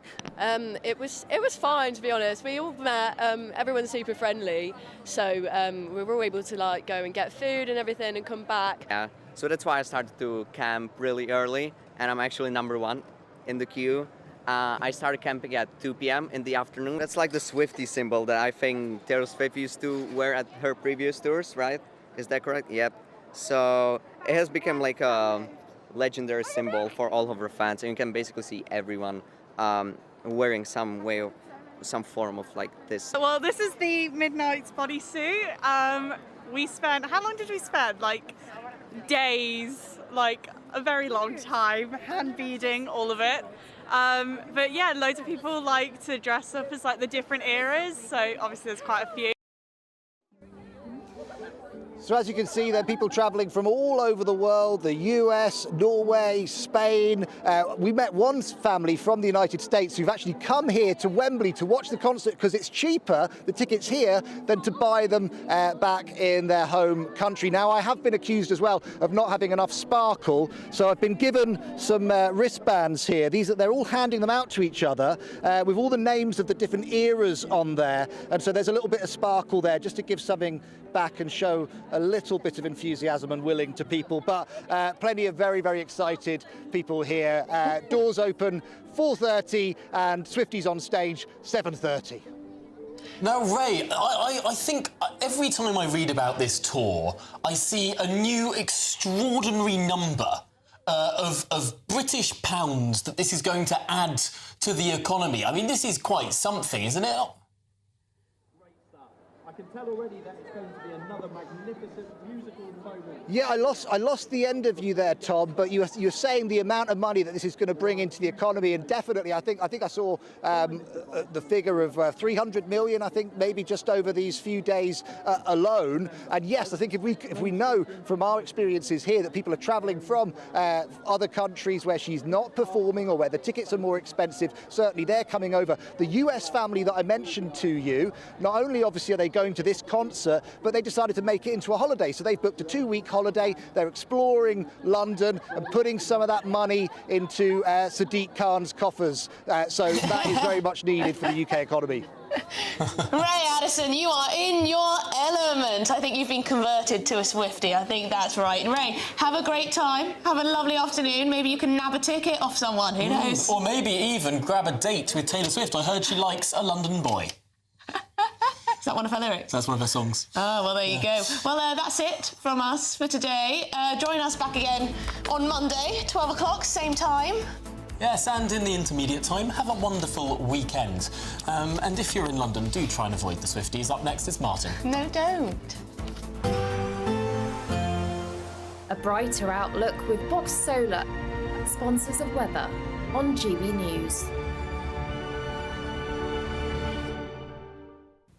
Good afternoon, welcome to your latest GB News weather update brought to you from the Met Office. The rest of the day will be sunny and warm for eastern areas, cloudier and cooler though in the west. That's because we've got this approaching weather front. It's already brought some rain so far today for parts of Northern Ireland, now into parts of western Scotland, and ahead of it, cloud is starting to build. And that will continue throughout the rest of the evening. A spell of wet weather pushing through for parts of Wales, southwest England, much of northern England as well through this evening. The east should stay dry this evening, but the cloud will arrive by tomorrow morning. There won't be too much in the way of rain for many central areas, but a lot of cloud around, making for another mild night. However, where it does clear up across parts of Northern Ireland and Scotland, it will be a little bit fresher here by tomorrow morning, but there'll be plenty of sunshine, particularly for northern and western areas of Scotland. Temperatures around 13 or 12 degrees first thing, but rurally in parts of Northern Ireland, we could be down as low as 5 degrees very first thing, but plenty of sunshine despite that slightly cooler feel. Across parts of Wales, a bit of cloud around, but plenty of sunshine. We're just to the west of that weather front, so it's already starting to brighten up across southwestern areas of England by tomorrow morning as well. And that cloud will lift up across eastern areas through the day, but that will also allow a few showers to possibly break out across eastern areas. But for most of us, it should be a dry day. There will be a bit more cloud around compared to Friday across eastern areas, but still plenty of strong June sunshine. sunshine, and it will feel warm in that sunshine. Highs of 23, 24, possibly 25 degrees if we do see some very long-lived sunshine. But for many of us, temperatures into the low 20s, a little above average for the time of year. Now through Saturday evening, the next weather front approaches from the west. That will introduce again a lot of cloud, but that won't last too long as high pressure is building in. So there'll be more in the way of sunshine to come through Sunday, Monday, and temperatures climbing towards the high 20s. Bye-bye. That warm feeling inside from Boxed Boilers, sponsors of weather on GB News.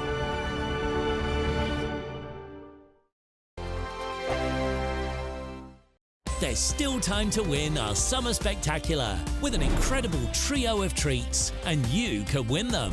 First, there's a fabulous £15,000 in tax-free cash to ensure this summer is special. What would you spend that on? Next, you'll also receive the latest iPhone 15 and a set of Apple AirPods. And finally, £500 to spend at your favourite UK attraction. For another chance to win the iPhone, treats and £15,000 cash, text prize to 63232. Text costs £2 plus one standard network rate message. You can also enter online at gbnews.com/win. Entries cost £2 or post your name and number to GB06 PO Box 8690 Derby DE1.